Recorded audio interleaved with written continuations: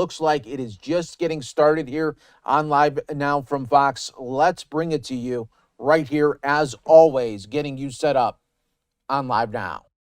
To declare a recess of the committee at any time. In consultation with the ranking member, we have agreed to operate the task force in accordance with the rules of the House, including the 5-minute rule. We hope that all members will agree to continue to be respectful of each other and abide with the decorum of the House as we investigate the issues at hand. I now recognize myself for my opening statement. On July 13th in Butler, Pennsylvania, 20-year-old gunman Thomas Crooks came within inches of assassinating the former president and current Republican presidential nominee, Donald Trump. I will also say that in this room today, outside of local law enforcement, there's only one other person that was on the grounds that day, with my wife, with 3 of my grandchildren, and 1 of my sons. I can't tell you, when I talk to local law enforcement, how much I appreciate what you all did that day, and today is your day to come forward with your testimony. Now, I, along with several members of my family, we were actually present at the rally in Butler when this shooting occurred. It's my hometown. I've lived in this community for more than 60 years. I grew up going to the Butler Farm Show because we, at one time or another, did farming, and we would take our animals there every time we had the farm show, and also played American Legion baseball at the fields beside the farm show. So this tragedy remains incredibly personal to me and to the entire community. This tragedy, the very real threat to democracy of our nation, escaped that day. I think we realized it was entirely preventable.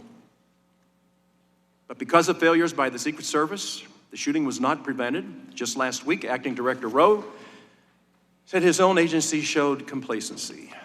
The day of the assassination attempt, Crooks scouted and identified weaknesses in the Secret Service's security plan using both a drone and a rangefinder. Had security vulnerabilities not existed, it is entirely plausible he might not even have attempted the shooting and would have returned home. Unfortunately, we will never know for sure.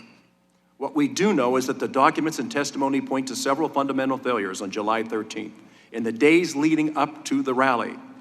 It was not a single mistake that allowed Crooks to outmaneuver one of our country's most elite group of security professionals. There were security failures on multiple fronts. To date, our investigation has identified 3 key factors. First, Secret Service planning, or perhaps more accurately, their failure to adequately plan created confusion among the agency's law enforcement partners. The Secret Service was not assertive on key decisions, like the placement of some of the units and delegating responsibilities. Secondly, the Secret Service did not close down public access or manage access to the grounds next to the rally site that were less than 150 yards from the stage where former President Trump spoke. Third, the security communications and command structure were not cohesive and did not allow for rapid decision-making. Information in a moment of crisis went through radio communications, text messages, and phone calls way too slowly. Secondhand reports were passed in a manner resembling the old children's game telephone.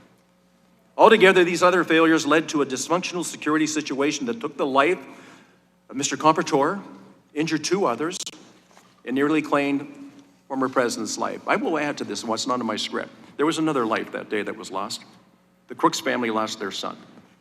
So whatever role he played that day, we must remember that at the end of the day, I believe this all could have been prevented. Now, in the hours leading up to the assassination attempt, Crooks had a prolonged and unimpeded ability to scout the target and identify the most advantageous shooting positions. Even as Crooks was flagged multiple times for suspicious behavior, confusion surrounded law enforcement's responsibility to find and question him. Crooks operated in an unsecured area, as situational information about him was both delayed and limited. Former President Trump took the stage even as local law enforcement were escalating efforts to find a suspicious person. Evidence shows that in crucial moments after local police over radio reported that Crooks had a long gun on the roof, and in a period of less than 30 seconds before his shots were fired, the Secret Service could not process the information fast enough to pull the former president from the stage. I am going to do something here, but I think, Lucas and Sarah, that we believe the same thing. All we had to know, if we knew there was a suspicious person out there, and this, I think once you listen to this today, you're going to find out, why in the world would you let former President Trump go out onto that platform if you weren't sure it was secure. That's the whole purpose of why the Secret Service was there. Thankfully, President Trump survived this near-death experience. Mr. Comprador did not. Exercising his patriotic right to participate in our democracy, he was not able to complete that day. And I want you to know something. The Comprador family, on Saturday morning, July 13th, were so excited to leave their home in Sarver as a family, Mr. Comprador, his wife Helen, and their 2 daughters, to go to Butler, Pennsylvania to watch our candidates speak. 4 people drove over that morning, 3 people went home that night. Mr. Comprador lost his life that day. That is totally unacceptable in America.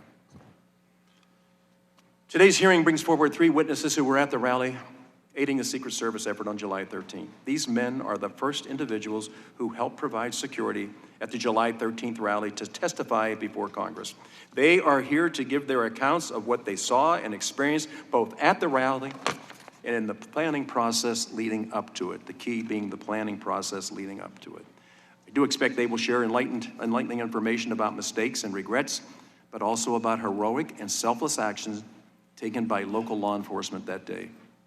It's important to remember that these men and their units were not in charge of July 13th, nor did they have a hand in designing the Secret Service security plan. Those responsibilities belonged to the Secret Service. These men answered a call to play a role protecting the public and our political process, even though providing security at a political rally is not their usual line of work. Our country already knows what happened at 6/11 on Sunday, July 13th in Butler. The law enforcement professionals with us today are here to tell us about specific actions and events that led to this outcome. Testifying today, we also have the medical examiner who performed the autopsy on Thomas Crooks. He is testifying to answer questions about how Crooks died and to hopefully put to rest some theories and doubts that often seem to follow high-profile violent events. Finally, our panel includes a distinguished retired Secret Service agent who played no role in the events of July 13th and is on this panel to provide insights into Secret Service protocols and practices. After this hearing, the task force will use what we have learned from today's testimonies, additional documents, and local law enforcement resources in the next phase of our investigation. In this next phase, we will be seeking answers about the Secret Service's questionable decisions regarding planning, resources, and the apparent lack of leadership that led to complacency and vulnerability on July 13th. Since the task force added its first staff in August, following a unanimous 416-0 vote by this House of Representatives to establish this panel, we have led a thorough, fact-based, and bipartisan investigation. Our duty, as expressed in the resolution establishing the task force, is to investigate and present a report making recommendations by December 13th that address the Secret Service's security failures. This task force is fully on track to fulfill our duty. This hearing is not our last word or conclusion. It is a window for the public to see our important ongoing work. Finally, I want to take a moment to address former President Trump, who after September 15th has now decided, in two assassination attempts, he's going to return to the Butler Farm Show on October the 5th. I want to personally commend the former president and his family for the incredible strength they have shown since July 13th. I can't imagine anybody looking at this and looking at it, and please separate the politics from all of this. This is a United States citizen running for a political office. He has a wife, he has children, he has grandchildren. Nowhere in our whole scope of government can we accept the fact that these people jeopardize or put their life in danger by running for a public office. It's totally unacceptable. I think he's owed a lot better than what he got that day, and also we're going to be looking at Florida, but we've been warned about these clear threats to his safety twice. It's the obligation of this Congress, this administration, and public servants at all levels of government to stand against those who would use violence to interfere with our elections. Every American should be outraged, regardless of who they intend to support, by these attempts to nullify their votes through violence. We use ballots, not bullets, to make a determination of who should serve. Today's hearing is the task force's latest attempt to seek accountability and answers on what happened in Butler, Pennsylvania, and to restore the faith, trust, and confidence the American people deserve. One last thing before I recognize Ranking Member Jason Crow and I have I think for whatever reason, we're put in the same place at the same time for the right reasons. I am going to ask unanimous consent to enter into the record a letter from Leader Scalise granting us permission to have one of our witnesses testify remotely today, and without objection, so ordered. I now recognize the distinguished ranking member from Colorado, Mr. Crow, for his opening remarks. Thank you, Chairman, and I want to start by thanking all of the witnesses for coming here willingly on your own time to provide really important information for this panel and for the American people as we seek answers that they need. Political violence has no place in our democracy, period. We must be united in our belief as Americans, not as Republicans or Democrats, that political disagreement is settled through rigorous debate, not violence. That is why this task force's investigation and today's hearing are so important. Since the establishment of this task force just 2 months ago, I have worked closely with Chairman Kelly to ensure that this investigation is and remains bipartisan. The members of this task force and our staffs are coordinating closely to ensure that we establish the facts of the security failures of July 13th so that we can help ensure that those failures never happen again. It is our hope that today's hearing will provide the public with critical insight into our progress. The Secret Service is a critical dual mission. First, the protection and investigations to ensure the safety and security of protectees, key locations, and events of national significance, and the investigation of crimes against the U.S. financial system committed by criminals around the world. Its protection mission operates, by the Secret Service's own admission, on a zero-fail mentality, as it must. While numerous other state and local law enforcement agencies were present leading up to and during the July 13th event, the Secret Service is ultimately responsible for the safety of its protectees, a mission that the Secret Service has had full-time since 1902. It is clear that the Secret Service failed on July 13th. It is also impossible to ignore, however, the fact that the world has changed dramatically since the Secret Service first took over full-time presidential protection in 1902. Political events are bigger. There is a significantly greater number of protectees. Access to information about protectees' movements are more accessible to the public. Times have clearly changed. The Secret Service must be expected to accomplish its zero-fail protection mission without any errors. But Congress must also ensure that the Secret Service has the resources it needs to accomplish that mission. It has become apparent since July 13th that the Secret Service is stretched too thin. It takes years to create a Secret Service agent qualified to protect the president or a former president. Right now, there are simply not enough Secret Service agents. As a result, the Secret Service must rely heavily on Department of Homeland Security agents and other federal agencies whose responsibility may not primarily be personnel protection. The Secret Service also relies heavily on local and state law enforcement, particularly with large-scale events like July 13th. In the first part of this investigation, it has become clear that local law enforcement played a critical role in security on July 13th, and efforts by individual local law enforcement officers may have saved lives and prevented a far greater tragedy. It is also clear, however, that the communication between the Secret Service and local and state partners was disjointed and unclear. For example, there was no single command post for all law enforcement on site to receive and relay information. Given how critical the partnership is between the Secret Service and local and state law enforcement agencies, clear lines of communication are crucial. The Secret Service must do better. This task force has a solemn, urgent responsibility: uncover the failures and help stop them from being repeated. The American people deserve clear answers about what happened on July 13th. This hearing will provide the first pieces of what we learned, but make no mistake, this investigation is still early days and there is much more to do. I look forward to hearing from our witnesses and learning more about their perspectives on what happened, what went wrong, and how we might prevent these failures moving forward. Thank you, Chairman. I yield back.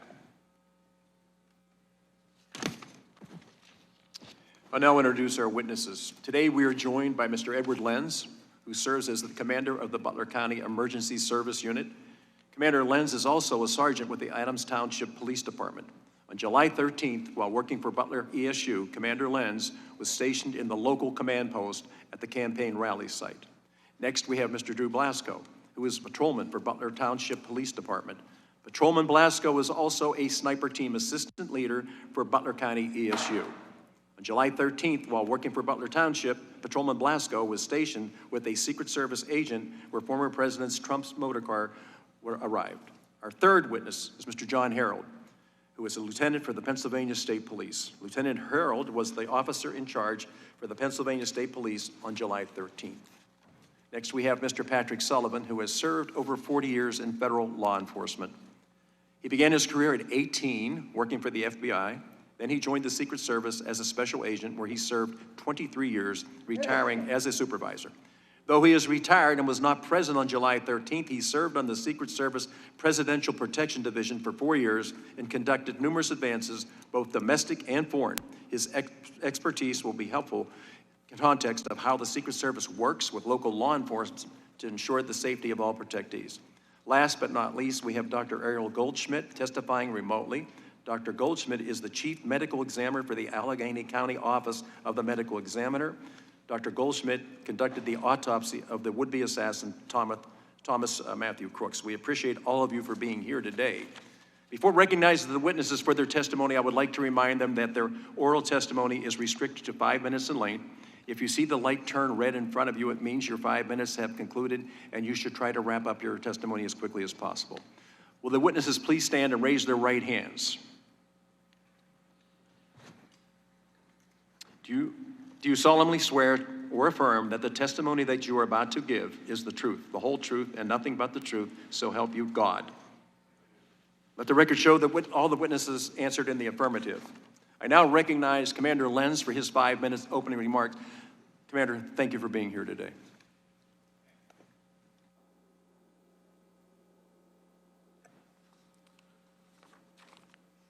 Good morning. My name is Edward Lenz. I'm a patrol sergeant for the Adams Township Police Department in Butler County, Pennsylvania, and the commander for the Butler County Emergency Services Unit.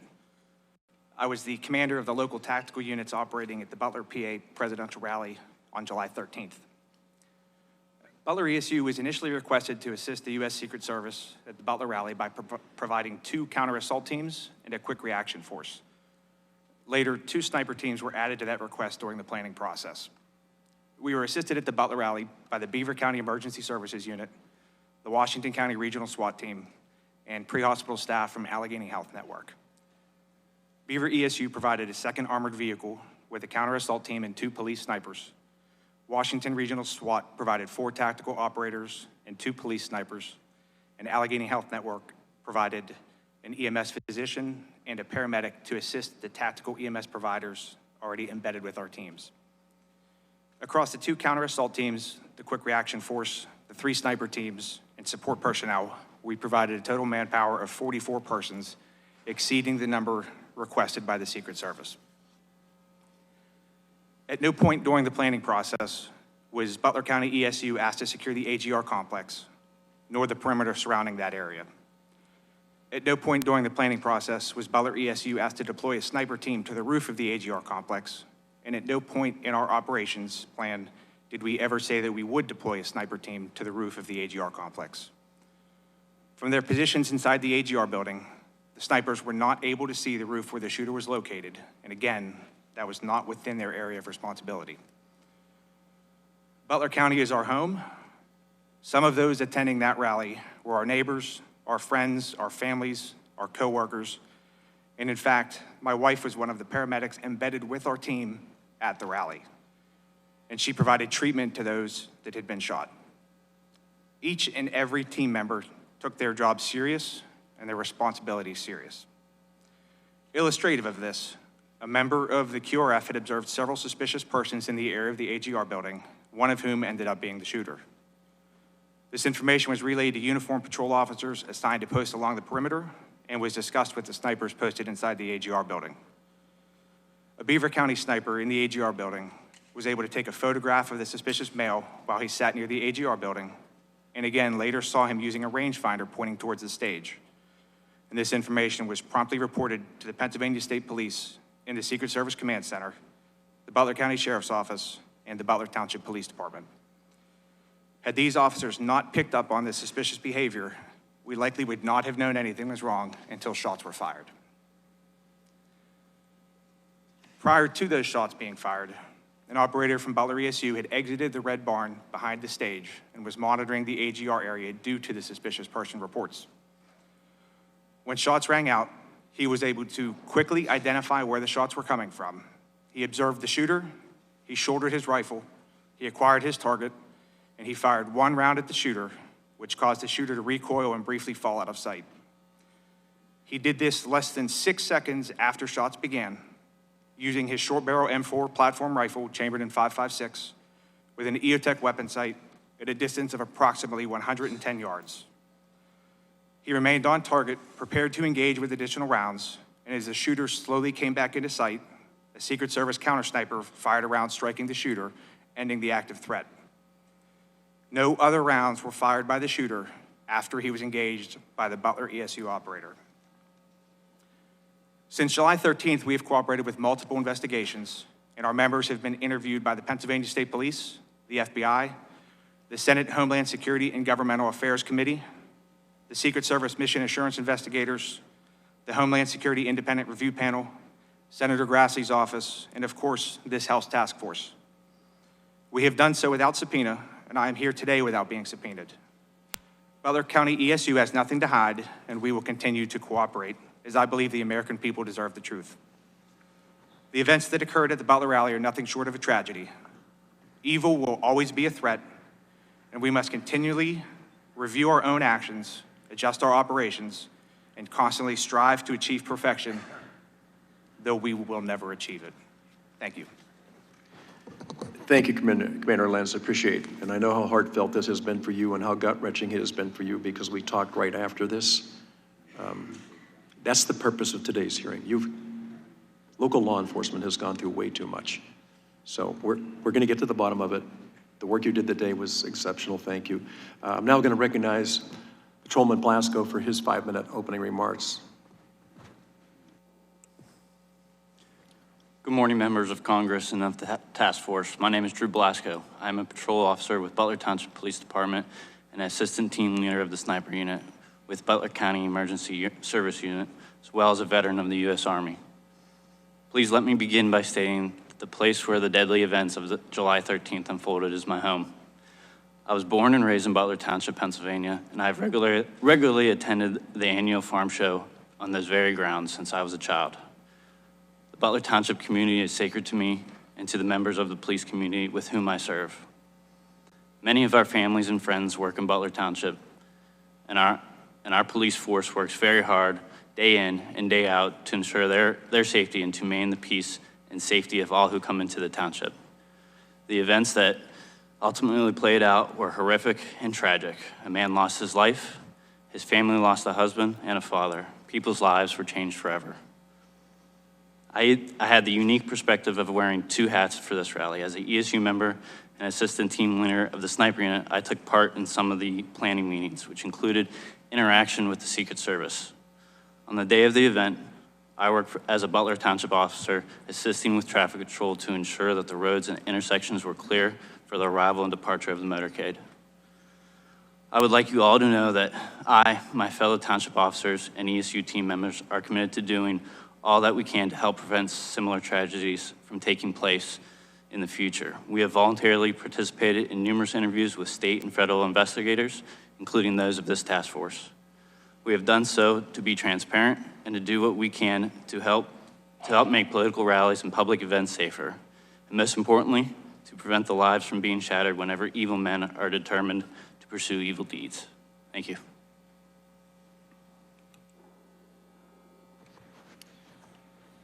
Thank you, Mr. Blasco. Now recognize Lieutenant Herold for his 5-minute opening remarks. Lieutenant Herold. Chairman Kelly, Ranking Member Crow, and members of the House Task Force. I am Lieutenant John D. Herold of the Pennsylvania State Police, and I proudly entered the State Police Academy in 2005. And I have been a supervisor since 2013. I was the officer in charge of our personnel at the Butler Farm Show site on July 13th rally for former President Donald J. Trump. The officer in charge has overall supervisory responsibility for the PSP assets assigned to the detail and I performed those duties, including visiting each PSP post to ensure the assignments were clear and they had adequate resources. I also took part in planning meetings for the rally for former President Trump with Secret Service and local law enforcement, as well as preparing PSP's operation plan for the Butler Farm Show site. I appreciate the opportunity to join you today to discuss the event as it pertains to the state police. The state police is a full-service police department composed of 4,562 sworn members, 1,616 civilian employees providing various law enforcement services to communities and local, county, regional, state, and federal partners. The state police operates independently from our local partners and works together with full and part-time local enforcement agencies, but we do not have administrative or operational oversight over local law enforcement agencies or county sheriff's office. We have always and will continue to work with our local enforcement partners at local and federal level to protect public safety. Secret Service is the lead agency at events involving its protectees, and PSP routinely provides resources and personnel to assist. As a matter of protocol, the Secret Service advises the state police that an event is anticipated, followed by a joint meeting and site visits. On Friday, July 5th, the Secret Service notified PSP that the former President Trump a rally would take place in Butler. On Monday, July 8th, I and other commanders from PSP attended the initial planning meeting with various law enforcement agencies. I visited the site multiple times and completed a PSP operation plan leading up to July 13th.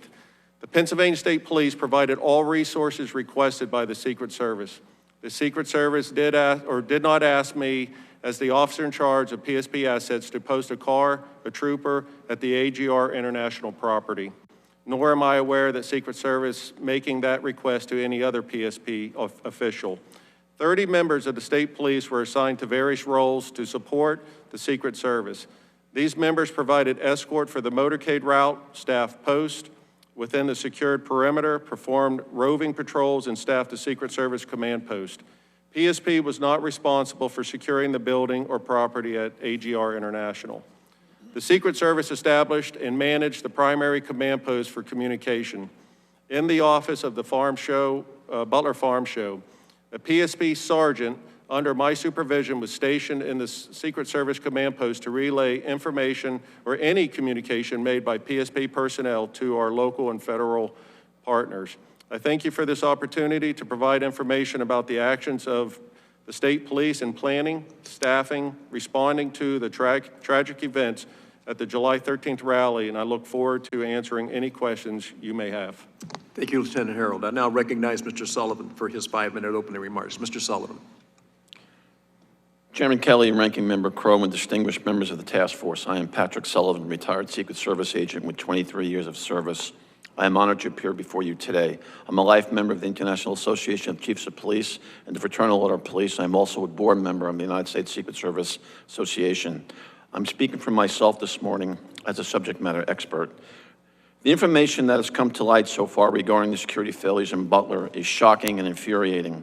However, I am very, very proud of the bravery of the agents who put themselves in harm's way to save former President Trump and the skill of the counter sniper that neutralized the incoming gunfire with one shot. I served as a Secret Service agent in many investigative, protective, and supervisory assignments. Make no mistake, the Secret Service cannot function without the assistance of its state and local law enforcement partners. I truly believe the men and women of the Secret Service have the most difficult and unforgiving job in law enforcement. It is a zero-fail mission. I have the utmost respect for those agents, uniformed division officers, and staff who are currently facing the challenges. For a presidential visit, the Secret Service must provide 360-degree coverage to include the sky above and the ground below. The Secret Service establishes an inner, middle, and outer perimeter. I will now discuss a typical Secret Service advance for a presidential visit in the United States.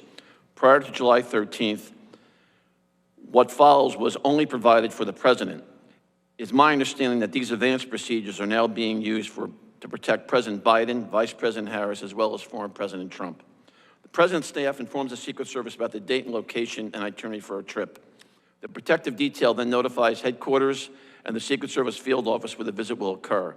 The field office then notifies the relevant state and local law enforcement agencies and schedules a police meeting. It is at the police meeting that the state and local law enforcement agencies meet the Secret Service advance team and learn about the trip. Counterparts for the Secret Service advance team and local police are identified. The Secret Service advance team usually consists of the following: a lead advance, site advance, airport, motorcade, protective intelligence, counter assault team, counter sniper team, magnetometer, counter surveillance unit, and technical advanced components to include unmanned aerial surveillance. After the counterparts are identified, the police and Secret Service work together on their assignments to develop a security plan for their site. They will jointly determine the assets needed to secure the site. The Secret Service personnel doing the CAT and counter sniper advance will also work closely with the local police SWAT personnel to craft a tactical response plan. The protective intelligence, or PI advance, works with the local police and other federal agencies to investigate any threats or threat-related information. The site agent, in consultation with the lead advance agent, reviews the site security plan and presents it to the field office supervisor and protective detail supervisor for concurrence. The lead advance agent is responsible for ensuring all protection activities are coordinated and in sync. This includes ensuring all components communicate and respond appropriately during an emergency. Usually there will be one overall command post for the visit, with each site having a security room, a scaled-down version of a CP. The Secret Service lead and site agents do not have direct command or control of the state and local police officers. Off-the-record sites are handled differently than most on-the-record movements. The Secret Service does not know the President intends to visit a location until shortly before. The Secret Service will have a site agent conduct a brief advance to ensure that there are no apparent security concerns. Additional security measures are put in place after the President arrives. In closing, I would like to suggest Congress consider expanding the statutory authority of the Secret Service to ensure the agency can make the most informed decisions possible. The United States is facing a hyper-dynamic threat environment, and the Secret Service must be certain is receiving all relevant threat information. The failure of most Secret Service personnel in Butler to be informed about the specific threat facing former President Trump stands out. Currently, there is no statutory requirement mandating federal, state, and local agencies must report to the Secret Service information concerning threats against the President or other protectees. There are agreements in place and memorandum of understanding to allow the transfer of such information, but no legal mandate to do so. In my opinion, the law must clearly state such information must be immediately provided to the Secret Service to take whatever steps it deems necessary to conduct an investigation and follow-up. For example, the FBI has exclusive jurisdiction to investigate a conspiracy to assault or kill the President before the attack takes place. Since the Secret Service is responsible for protecting the President, it should be part of all such threat investigations so it can take appropriate steps to prevent an assassination. And finally, the FBI has authority under current law to seek the assistance of any federal, state, or local agency, including the military, to help investigate an assassination or assassination attempt after the fact. I believe the Secret Service should have similar authority to call for such assistance to prevent an assassination or assassination attempt. That concludes my statement. Thank you very much. Thank you, Mr. Sullivan. I now recognize Dr. Goldschmidt for his 5-minute opening remarks. Now, the witness is going to be testifying over the phone, right? Okay. Dr. Goldschmidt, please. Good morning, Chairman Kelly, Ranking Member Crow, and distinguished members of the task force. My name is Dr. Ariel Goldschmidt. I'm the Chief Medical Examiner for Allegheny County, Pennsylvania. On July 13, 2024, after the attempted assassination of former President Trump, I, through my staff, reached out to the Butler County Coroner, Bill Young, to offer our assistance if needed. Later that night, our assistance was accepted by Butler County, and arrangements were made to transport the bodies of Thomas Matthew Crooks and victim Corey Dean Comparatora to our office. Our office wasn't involved in the transportation of the decedents. However, once they were transported to our office, the required chain of custody work was processed. The following morning, July 14 at 9:15 a.m., I began Mr. Crooks' autopsy with the assistance of other technicians named in my report. Prior to the autopsy, the body was x-rayed. Major handprints were obtained by the FBI Major Incident Program Manager, Brian Johnson, and gunshot residue test samples were collected by autopsy technician Lauren Moran. My involvement in the case was limited to the autopsy, in which I determined that Thomas Crooks died as a result of a high-velocity gunshot wound to the head with an entrance wound of the left upper lip. I had no reports from or involvement in the investigation into Mr. Crooks's motives or actions, crime scene evidence, or other outside evidence as part of my work. Items of evidentiary value collected during the autopsy were transferred to the custody of the FBI. Once I received the results of toxicology testing, which was performed by our laboratory, I completed a written autopsy report, which was signed August 5th and delivered to Butler County. Our office's involvement in the case concluded on July 22nd, 2024, when Mr. Crooks's body was released to a funeral home pursuant to the directives of the Butler County coroner.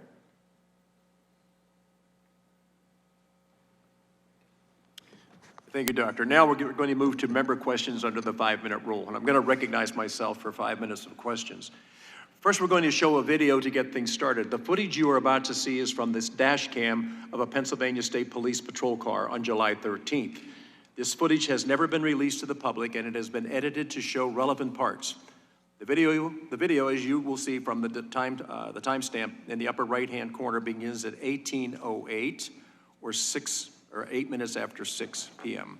In the first 12 seconds of the video, you will see a figure circled in red crossing the roofs of multiple AGR buildings. This man is Thomas Crooks. You will then see the patrol car begin moving toward the AGR buildings, and we lose sight of Crooks, but about 19 seconds into the video, he reappears. Again, we have circled him in red before we lose sight of him at about 20 seconds later. Now, we cut the video for length so it picks up at about a minute and a half later at 6:10 p.m. and 38 seconds. Here you will see law enforcement around the AGR building. At this point, all law enforcement entities staffing the rally are aware that there is an individual on the roof of AGR, but they do not know he is armed. Behind the trees, you will see one officer attempting to lift another officer up onto the roof, and you will see that officer pull himself up and look to the left. According to that officer's interview with the task force, he sees Crooks with the long gun, and Crooks turns and points the weapon in his direction. The officer then falls to the ground, injuring his ankle, and radios that the man on the roof is armed at 11 minutes after 6. That portion of the video ends here. We know that the first shot from Crooks is fired just 32 seconds later. We will play the video now.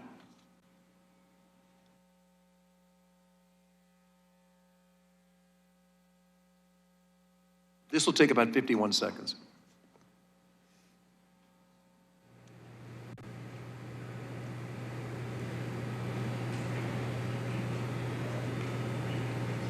There's no one in.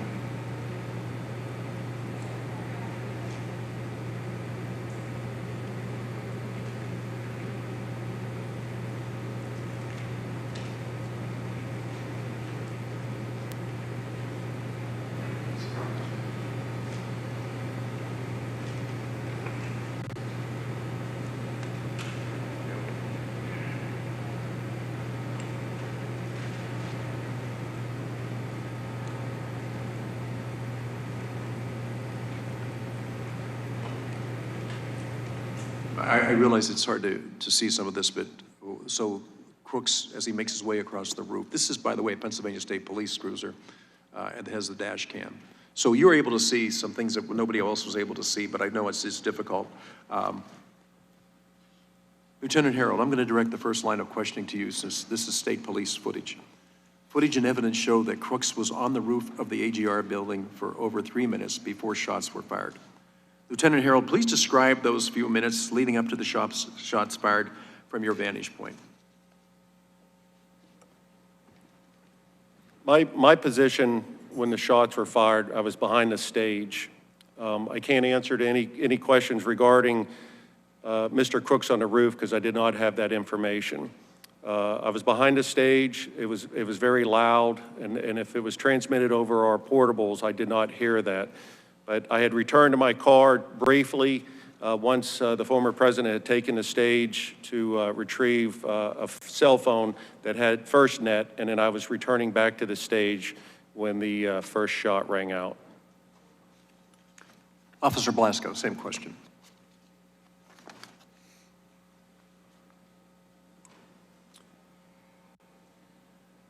At that time, I was at Brady Paul, and I was working my way over to the AGR building to assist other Butler Township units with looking for crooks. As I got to the water tower, I parked underneath the water tower and began to make my way to AGR. That's when the shots rang out.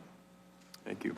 Commander Lenz, you were reportedly the first person to call out shots fired over the radio.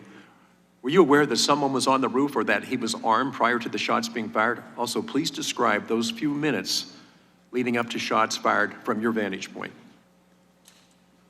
For the first two questions, yes, I was aware through radio traffic that there was somebody on the roof and also that he was armed. The first report that there was somebody on the roof came on a different radio channel than the tactical units were operating, which would be PD Ops 3. And that transmission at 18:08 and 20 seconds is somebody's on the roof. At 18:09, I made a phone call to the PSP sergeant in the Secret Service Command Center and relayed the information that there was a suspect on the roof of the AGR building. There was some additional radio traffic from the Butler Township police units. And at 18:11:03 hours on that PD Ops 3 channel, again, not the channel the tactical units were operating, is the Butler Township unit that reports he is armed. I believe he says, I see him, he's laying down, and he has a long gun. So my actions for that, at that point, the gentleman on the roof clearly is a threat, and I radioed to our quick reaction force to deploy them to the AGR complex to begin to address that threat. Prior to me finishing that radio transmission, you can hear the shots being fired through my open microphone. Okay. You know, I have a problem going back to the actual sighting of Mr. Crooks more than once and way before 11 minutes after 6. I think that one of the things is the panel has heard from different people at different times is of the thousands of people that were on the grounds that day, there is repeatedly one person that keeps standing out in the back and forth, all the different communication. And it is, in fact, Thomas Crooks that they're talking about. So we knew there was somebody that was very suspicious. We also knew there was somebody that we weren't able to actually come in contact with, and we kept losing contact with him. We saw him with a rangefinder. We saw him doing things that were not probably in line with what people go to a rally for. And I think that I'm constantly going to be wondering at what point did somebody say, we're not sure the area is secure and safe? There's enough understanding before that. The way you all responded, I think, was incredible. I want to thank you for that, but I still can't understand of all the different people that were on the grounds that day, thousands of people, there's only one consistent person that they identify, and it is ultimately the shooter. So I don't believe the grounds were safe and secure that day. I'm just trying to understand is what it was or what it would have taken for somebody to say, keep Mr. Trump inside until we clear this up. Well, Commander Lenz, because you and I have had not just minutes, but hours together, and a couple of days we'll be going a deep dive to what happened. Do you feel that the Secret Service adequately prepared you and your men for July 13th? I believe I can answer the tasks that they had given us, which would be to provide 2 counter-assault teams, 2 sniper teams, and a quick reaction force. We were certainly prepared for the missions that they had given us. There were additional things, obviously, that probably needed covered, but they never asked us to do that. They never tasked us with that. So given what they specifically asked us to do, we were certainly prepared to do that. Okay, so you did what they asked you to do. But looking back at it now, the question is, did they clearly identify what it is that they expected of you or what you could have been responsible for? Mr. Blasco, same question.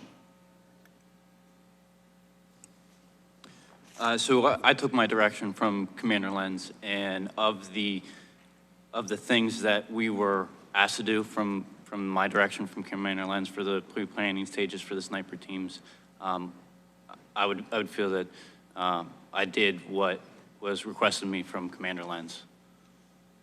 Okay, so hindsight's always 20/20. Looking back on that, do you think you were adequately prepared for what it is that ultimately happened? There's always things that you think that you can do better, but with the information that we had, I believe that we did the very best that we can, or we could. Lieutenant Herold, you feel the Secret Service adequately prepared you and your men for the event? The Secret Service, after meeting with them at the site and going through what they requested PSP to do, was primarily the security of the farm show inside the fence line. So adequate troopers, I had 30 troopers inside that fence line once the motorcade arrived. And I feel that with them being the lead and we were in a request assist function, we provided what they asked for and we secured the inner perimeter of the farm show grounds. Yeah, I think with local law enforcement, I think you did everything that you were tasked to do that day. But looking back and looking at the game films and say, you know what, there probably were other things we should have been clued in on from that. Just ask all of you, when did you first meet with Secret Service and understand what your role was going to be that day? Looking at July 13th and working backwards from that Friday, Thursday, Wednesday, Tuesday, when did we get together to find out what we should do that day?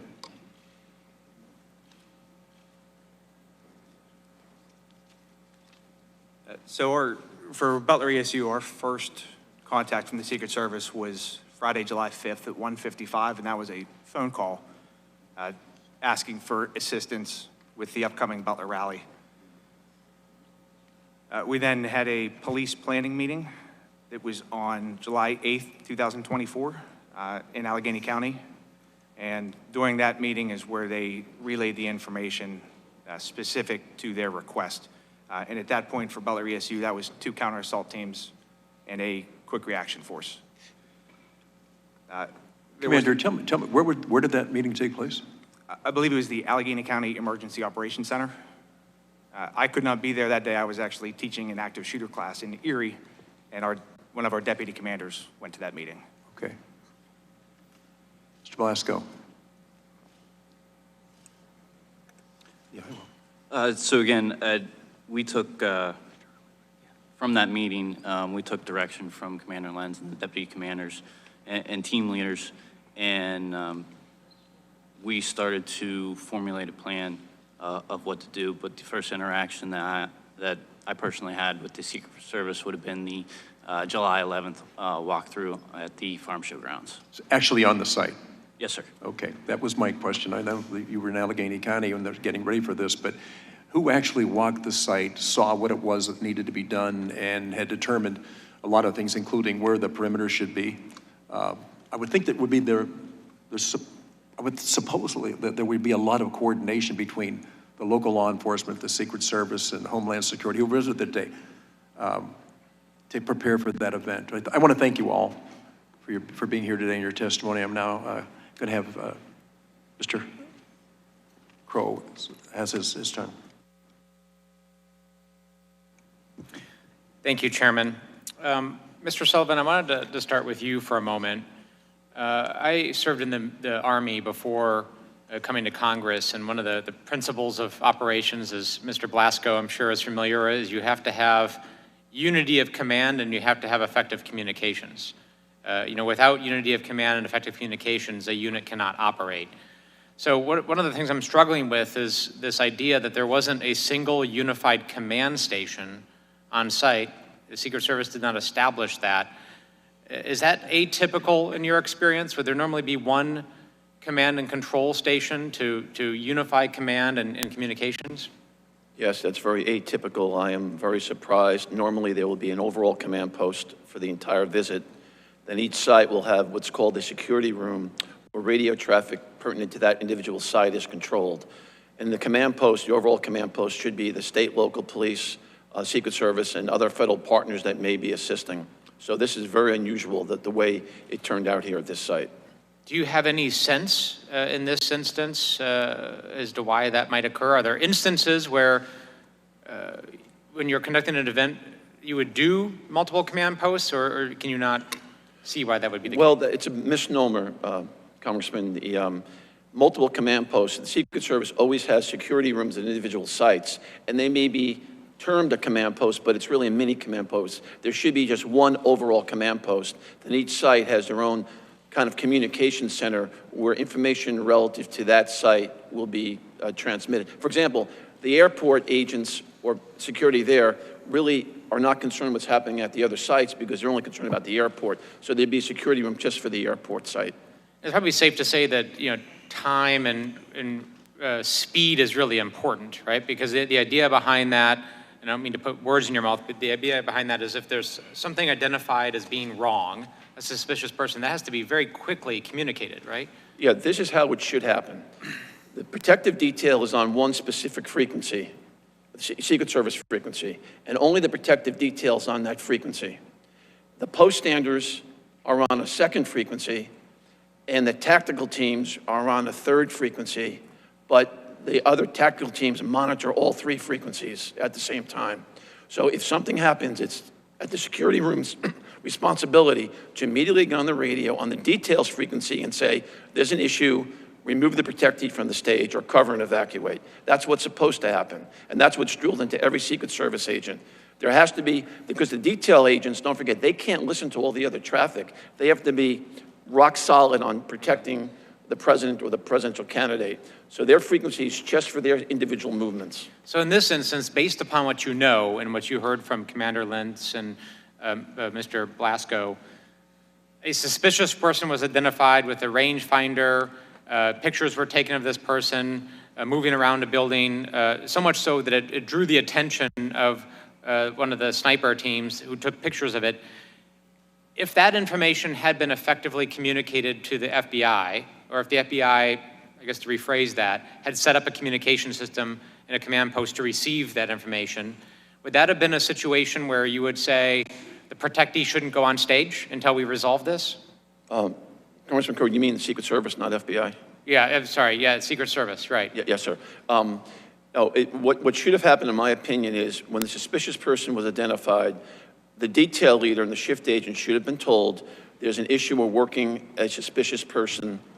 And then at that point, it was probably would be inappropriate to remove the president from the stage, but the detail leader should know there's an issue, I may have to react quicker. So at a minimum, when there's a suspicious person, the detail leader and the shift agent should be told there's an issue.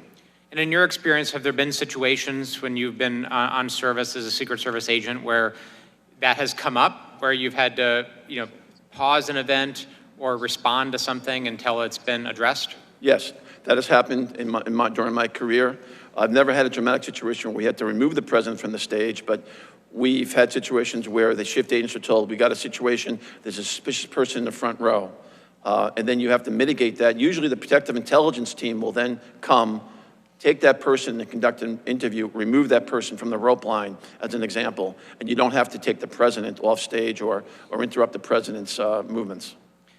I want to turn briefly to the effective deployment of snipers. So Acting Director Rowe explained to this task force that it is best practice for the Secret Service to position counter snipers from the vantage point of the protectee looking out. And in fact, in this situation, that is where the Secret Service sniper teams were. They were sitting above the platform looking out. The employment of the local law enforcement, the Butler County ESU sniper teams, was outside looking in. So not looking at rooftops, not looking at lines of sight or lines of fire, but their mission, as they were told, was to look at the crowd, and a crowd of several thousand people, and to try to identify issues within the crowd. Is that atypical? I don't know, Mr. Crowe, if that's atypical. I'm very familiar with the counter-sniper, our counter-sniper operation, Secret Service, and that they do set up their position for a line of sight to the stage, show a potential assassin, what type of shot can a potential assassin make against the president, and counteract that.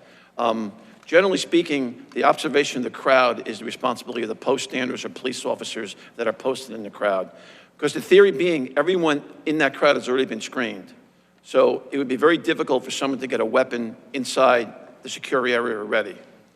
So the idea that there would be, you know, a gunman, not to say that it's not impossible, but there would be a gunman in the crowd, that a sniper at a distance would be able to identify and take an effective shot seems very unlikely. It seems highly unlikely, in my opinion. Again, the threat at that point, from the counter-sniper perspective, is outside the perimeter, in the area that is outside where the magnetometers are set up. And that's the reason why you have the counter-snipers. Because the theory being inside that perimeter, the people have already been screened, and to a high degree of certainty, there is probably no weapons inside the secure area. Thank you. Commander Lenz and Mr. Blasco, did that mission seem unusual to you, that you were outside looking in at a screened crowd? It did not. We didn't receive any direction from the Secret Service as far as how they wanted our sniper teams to deploy or what their actual mission would be. So our snipers on our normal missions, they deploy more as marksman observers.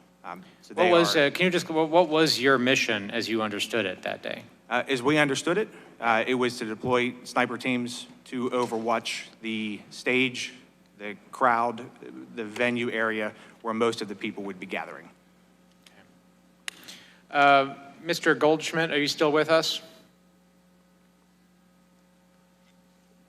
Yes. Yes. Great. Just one brief question for you. Was the autopsy that you performed, was that, in this case, was that a standard autopsy in your view? And what I mean by that, was there anything that stood out to you as unusual or different? Was there anything in the toxicology that stood out to you as unusual or different, or did it all appear to be a standard autopsy? It was a standard autopsy. The only thing that we different was we did a little bit of extra toxicology testing with a heavy metal screening with a slightly elevated lead level. But other than that, the fact that there were FBI members and Pennsylvania State Police members present, it was a standard autopsy. And pictures were taken during this. It was documented. So, you know, any markings in the body, tattoos in the body, that would all be evident from your report? Correct. And so slightly escalated lead levels, but nothing else that stood out. That's correct. Okay, thank you. Mr. Chairman, I'll yield back. Thank you. Now I'm going to recognize Representative Joyce from Ohio for 5 minutes. Mr. Joyce. Thank you very much, Chairman Kelly. Lieutenant Herold, a lot of discussion, I think, will take place today about the advanced planning that took place. And my understanding is that from your testimony here was that you were involved in most of those day-to-day meetings leading up to this event and at the event with the Secret Service. Is that correct? Sir, yes, sir. And so could you go through that? Like, on what was the first day you met with them, and then what did you discuss? And did the Secret Service, to your understanding, when they come in and take over a site, they're in charge of the site, and then they're helping, you are assisting them, and they're telling you, you tell them where people are going to be, the local folks who are they're going to be, and they're basically in charge and know all those things ahead of time, where everyone's supposed to be, correct? That's correct. Did you have the opportunity then to understand that when the Secret Service came in, that they were telling the local folks, this counter sniper group, and I believe Mr. Blasco, that it was at the end of the day, it was the Beaver County sniper team that was in the HR building? It was both Beaver and Butler, sir. Okay. Did Secret Service ever talk to the Beaver County sniper unit? Not to my knowledge. And they were there that day in charge of this operation. Secret Service never talked to them? Correct. Thank you. So going back to you, Lieutenant Herold, the day of or day before the event, do you have a walkthrough with the Secret Service? I had 2 walkthroughs at the site. There was a walkthrough on Tuesday. It was just a brief to get familiar with the property. We went back to the barracks. We pulled up an image of the farm show on a smart screen TV. We drew the fence line, spoke a little bit. The main meeting at the site was Thursday, and it was with the same 3 Secret Service agents. I was with 2 other PSP commanders. We walked the site starting at the main gate We went clockwise around and looking at my ops plan, wherever there's a dot or a number, that was a stationary patrol. And then basically when we got near the end and I had everything that they had requested, I was informed by my Area 1 commander that if we needed additional troopers, that we could pull from surrounding troops.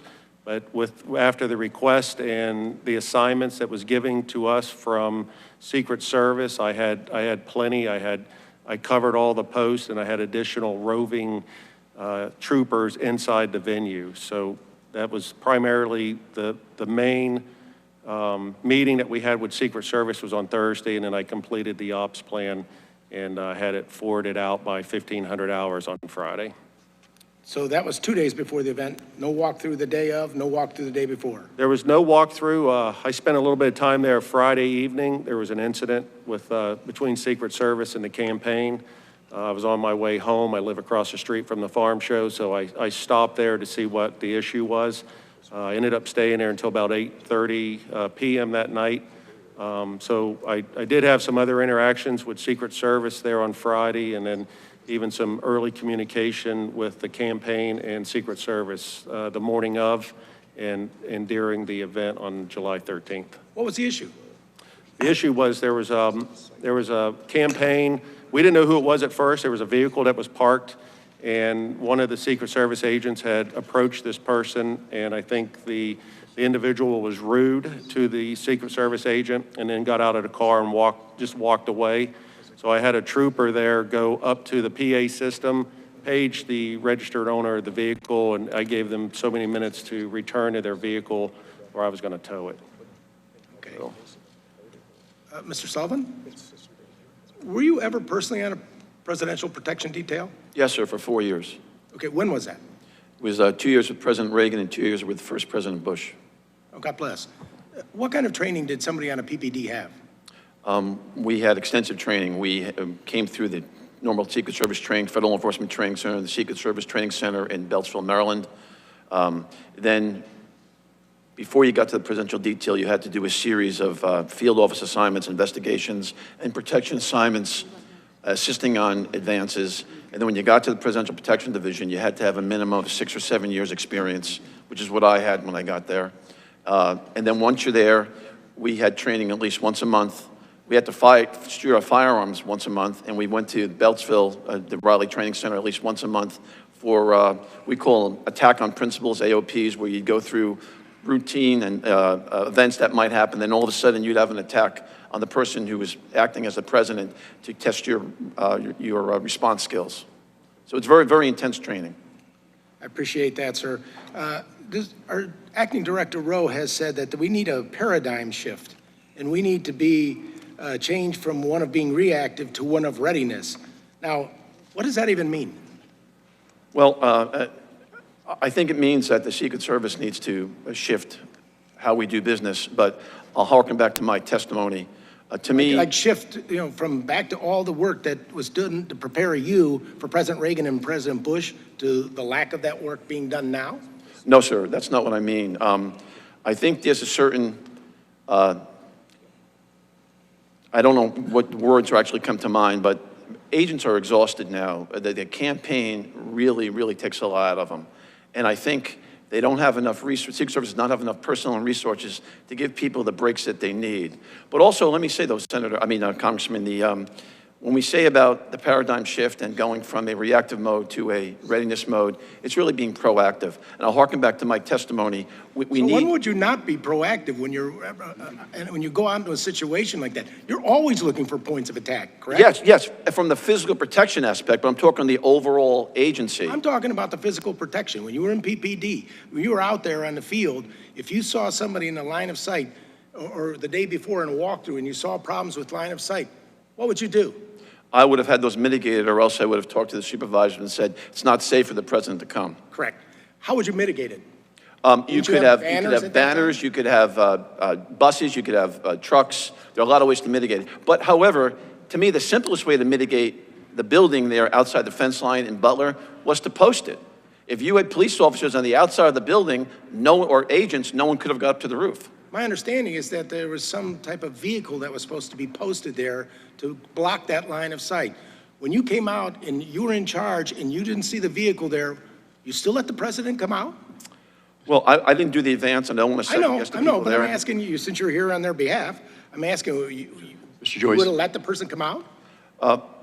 Mr. Joyce, I would have taken the steps necessary. If I thought there was still a gap in the security posture, I would have taken the steps necessary, or I would have told the supervisors it's not safe to bring the president here. That's what I would have done. Mr. Joyce. Thank you very much. I know I exceeded my time. I wish we had a lot more time to do this. I mean it because I think you're onto something that we really need to know. I'm not Mr. a Correa, you chairman, are so I now don't get recognized extra for time. 5 minutes. Thank you. Yes. Thank you, Mr. Chairman. I just want to welcome our witnesses today. You're all real-life heroes, and you acted with bravery on July 13th, and for that, I thank you on behalf of the American public. I'm also grateful that former President Trump was not seriously injured, but several families were. Their lives have been changed, and for them, I have nothing but my deepest sympathies.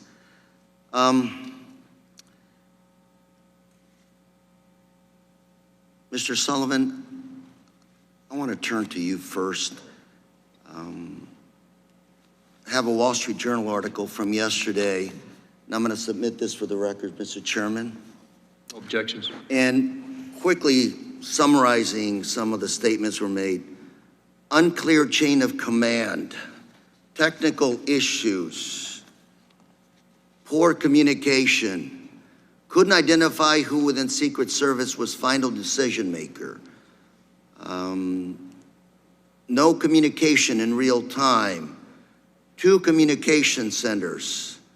Secret Service said they had technical issues with the radios, a problem that was characterized as being common with the agency. This is a summary of the Senate findings. And Mr. Sullivan, I just want to ask you a very brief question, which is, who's in charge at these sites? It is crystal clear in my mind from when I was an agent. The site agent, the site advance agent, crafts his or her plan, presents it to the lead advance agent. Ultimately, the lead advance agent is personally responsible for signing off on the entire advance package, all the sites, airport motorcades. So I'm going to ask you, you have at least three different elements here, 3 different groups that we're talking about here. We're talking about the Secret Service, local police, and the campaign. Yes. So the Secret Service is in charge Secret Service is in charge of all the above. of security. No, not all the above, not the campaign, Mr. Carrera. It's only charge of the security portion. And I say that to you because some of the testimony here today, first of all, we don't have communication was totally lacking here. You mentioned there was one command center is generally the situation. Here you had 2 command centers that didn't talk to each other. You had someone in the roof spotted, 1609, call was made, suspect on roof with possible weapon. 1811, local police officer spots crooks, jumps off the roof, injures himself. 32 seconds later, you have a shot, goes off. Real time. You've been with the Secret Service, sir. You with President Reagan, I believe you said. And President Bush, yes, sir. Thank you for that good work. What went wrong? Who's in charge? And I'm not trying to say focus on you, but rather we have former President Trump going back to Butler here in the next few days. I'm not looking for people that are guilty here. I'm looking for solutions. What went wrong?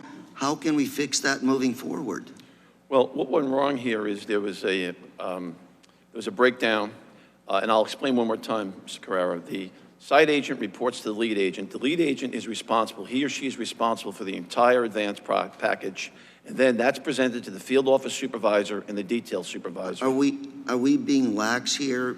Because Secret Service is an elite group of Americans, done an excellent job of protecting our presidents. And here today, you described to me you know, who's in charge, at least for the locals and Secret Service and not the campaign, but is there somebody there who has the authority to say, this doesn't look good, pull the candidate off the stage, this situation is beyond my control, or it doesn't look good, cancel this thing, move to a safer ground? Is there somebody there that has the authority to tell all three elements, this is not good, let's move on? Yes, the side agent and the lead agent, before the protectee gets there, could call ahead and say, it's not safe, do not let the protectee arrive. Absolutely. Once the protectee's there, if there's an issue, any agent, you don't have to be the detail leader, any agent can I'm go up. running out of time, so very quickly, my last question would be, did that person in charge also review all of the communication and say, this is not working? Yes, that was the lead Pull the agent's plug. responsibility. The lead agent, And so there was a failure there by the lead agent. well, I don't want to specifically say the lead agent, but In in your- my opinion, it was probably the lead agent's responsibility to ensure the overall communication for the entire visit was appropriate. And that was not the case. Apparently not. Thank you, Mr. Chairman, I yield. Thank you, Mr. Correa. Now recognize Representative Walz, 5 minutes. Thank you, Mr. Chairman, and I think I share everyone's condolences for the Compatore family, for the Copenhaver family, for the Dutch family that are dead and suffering because of these failures. And thank you all for your service. Every day you wake up and put that badge on to keep us safe. We appreciate you and we have your back. And I just want to let you know, as a veteran, when we come home, we depend on all of you, and I just can't thank you enough. Commander Lenz, Lieutenant Herold, I want to take a step back again, back to the planning. And really the threat profile that President Trump is facing that is unprecedented in modern American history. Commander Lenz, Lieutenant Herold, were you made aware that Iran has ongoing assassination plots against President Trump that are active and ongoing right now as we speak, including to the run-up? No. To July 13th? I am not aware. Was it ever discussed with you that an Iranian operative has transited Venezuela and was in the United States, according to FBI public notice made in March, recruiting hitmen to kill President Trump? It was not. Were you made aware on July 13th or on July 12th that day the FBI had arrested a Pakistani national, Mr. Merchan, with ties to Iran, putting down payments, actual cash, down payments to recruit hitmen?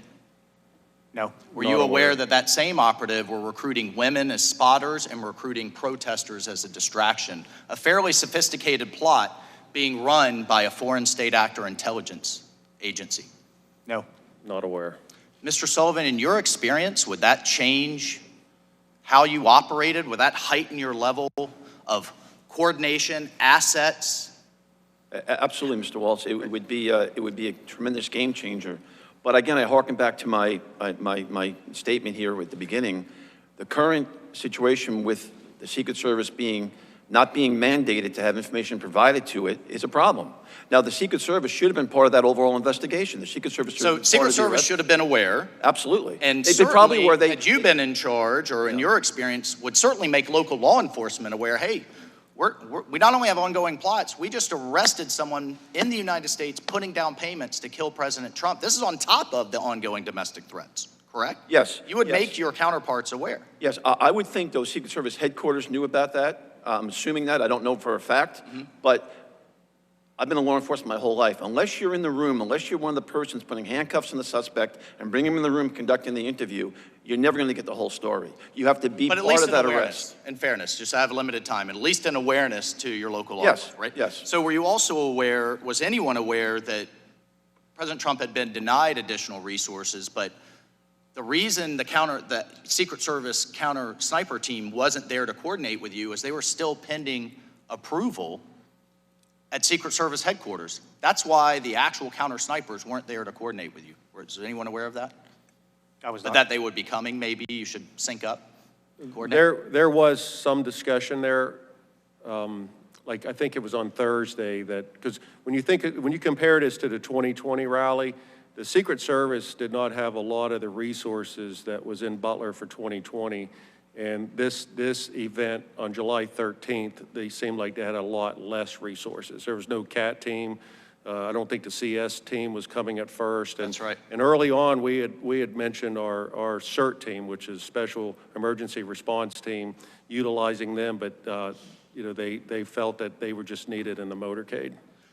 So it was clear, heightened threat, you're not made aware, a lot less resources from the service. In addition, in terms of Secret Service post standards, 12 were allocated to Dr. Jill Biden's event in Pittsburgh, only 3 allocated there, making them highly dependent on you all. And in my time remaining, Commander Lenz, you said you were not given any guidance to secure the AGR building. Can you just talk about that for a moment? So essentially the site and the advance said, locals, you guys got this. Good? And was there any back brief? Was there any put assets here, on the roof, inside, post standards, anything at all? So once we received our duties, so the Secret Service says, here's what we want you to do. And on Tuesday, I believe it was Tuesday, they did request some sniper teams from us, and later that day confirmed that their counter snipers were coming in. But there was no guidance as far as where they wanted us to be, aside from what those specific duties would be. The counter assault team leader was very good at making sure we knew what was expected. The counter sniper walked through with us at the planning meeting, so they knew where we would be. They knew what our plan was. They never requested a formal copy of our plan. This was all verbal. Correct. Right? And you never got any written guidance of how many assets to put where. Correct. And it was our decision to place those snipers in the second floor of that AGR building. They were aware of that, certainly aware that they would be there, but there was no feedback or guidance that they wanted them there, that they didn't want them there, but really by not raising an objection. And Mr. Sullivan, should that guidance have been provided? Absolutely, absolutely. No question about it. And if you had had additional Secret Service assets, would you have put the AGR building within the protective perimeter and the see-through chain link fence that anybody could have approached within yards of the stage? Would you have put that inside the perimeter with additional resources? With additional resources, you could probably put that building inside the perimeter, but from my understanding, with the resources they had, the decision was made to put that building outside the perimeter, but it still could have been secured with post standards to prevent someone from getting on the roof. So this was a lack of resources decision from Secret Service headquarters. If they had had it, you would have done it differently. No, Mr. Walsh, I don't want to say that. I wasn't there, but if the Secret Service had the resources, it would have been easier probably putting that within the secure perimeter, and then everyone going into the building would have already been magged and screened. But, I mean, you have to take that on a case-by-case basis. Every site's different. But at this point, you could go up to that fence without being magged or screened. Yes. That's correct. Thank you, sir. Thank you, Mr. Chairman. Yes, thank you. Ms. Dean, you're recognized for 5 minutes. Thank you, Mr. Chairman, and I want to thank all of you for coming and being willing to assist us in trying to get at the facts of what happened, what went right, what went wrong. And I offer you my thanks for your service to community and to country, but I also want to say I'm sympathetic to your losses that day and the stress and trauma that it put on you and the entire community. I had the opportunity, I'm going to ask that the map be brought up. I and many others on this panel had the opportunity to do a site visit at Butler. Is that okay? Thank you. Oh, I'm sorry, you don't have to hold it. Excuse me 1 second. Where's AGR? Right here. And what struck me, and I think most of us, was the proximity of the place. How close everything was as we walked into that field and looked where the stage would have been and just looked to our left, the double fence line, very open double fence line, and then these buildings. So I'm going to start with you, Officer Blasco. And again, I thank you for your service to our country. and of course to the community that week and that day and continuing. Officer Blasco, this set of buildings at the top here, there are adjoined buildings, there's a separate building, there's a parking lot, there's a wooded area. What we see at the top, is that the AGR complex? Yes. Okay. How far are the AGR buildings from the red barns behind the stage, which I don't think are shown here? Red barns were here. They are approximately 130 yards. 130 yards, okay. Is it your understanding that the AGR complex was left out of the secure perimeter by Secret Service and the plans in the rally, outside of that which was established by Secret Service? Yes, that was our understanding of it. You said, well, I know you were on the ground on the 13th in a patrol capacity, and your thoughtfulness of moving in so quickly is admirable to me. But you were there at the planning 2 days earlier, is that correct? Yes. On the 11th? Is it true that within minutes of joining the walkthrough on the morning of the 11th, you shared your concerns about AGR complex not being secure? Again, here's the top where Crooks was positioned and dies, and shoots from and dies. You shared your concerns about AGR complex.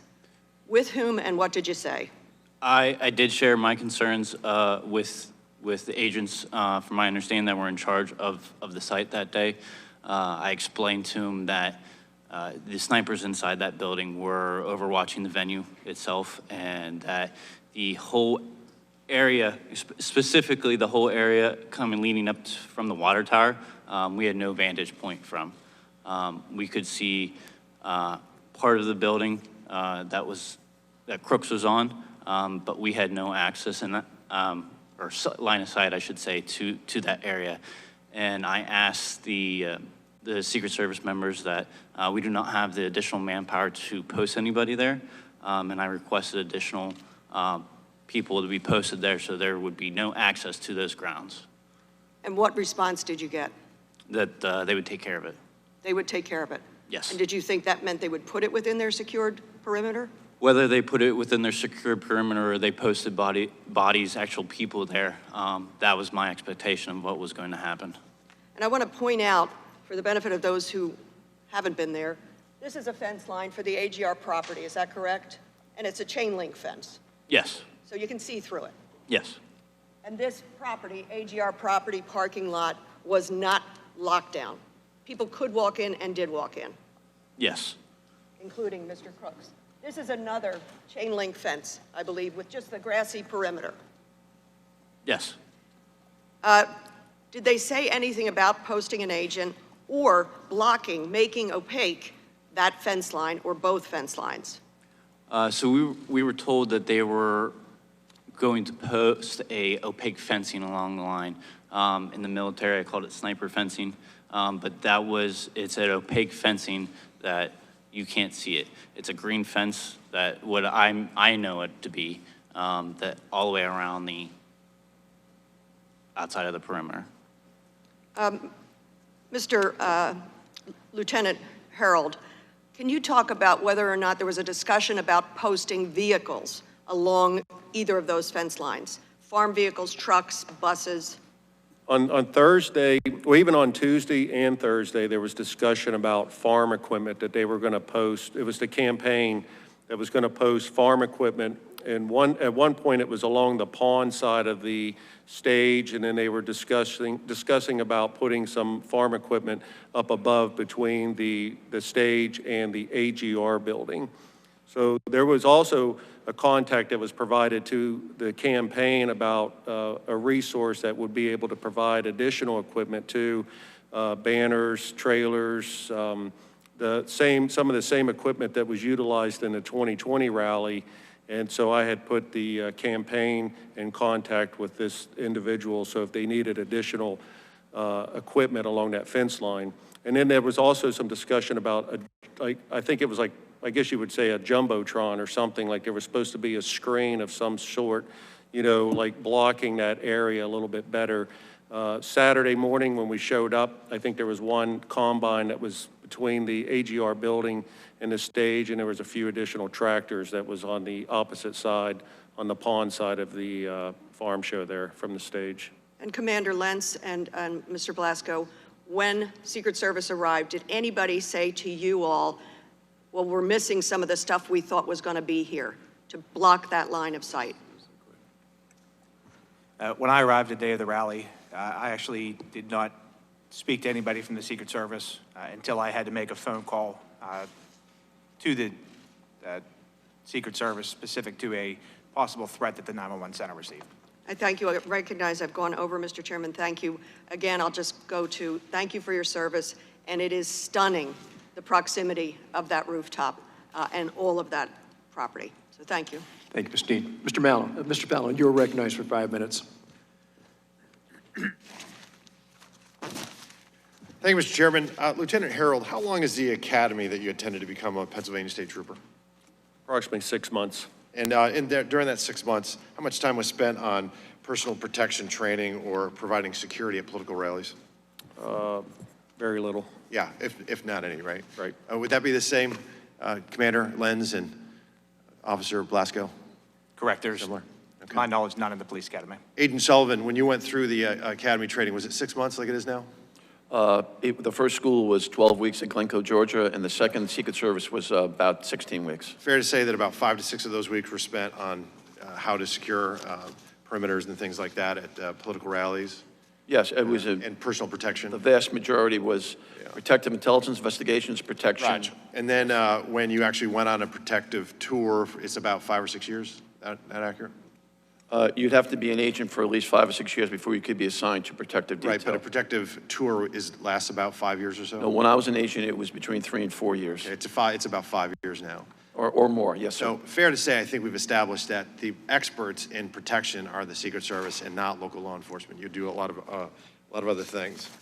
To illustrate for the American people the abject historical failure of the Secret Service, because they're supposed to be the premier protective agency in the world, and on July 13th, they were anything but.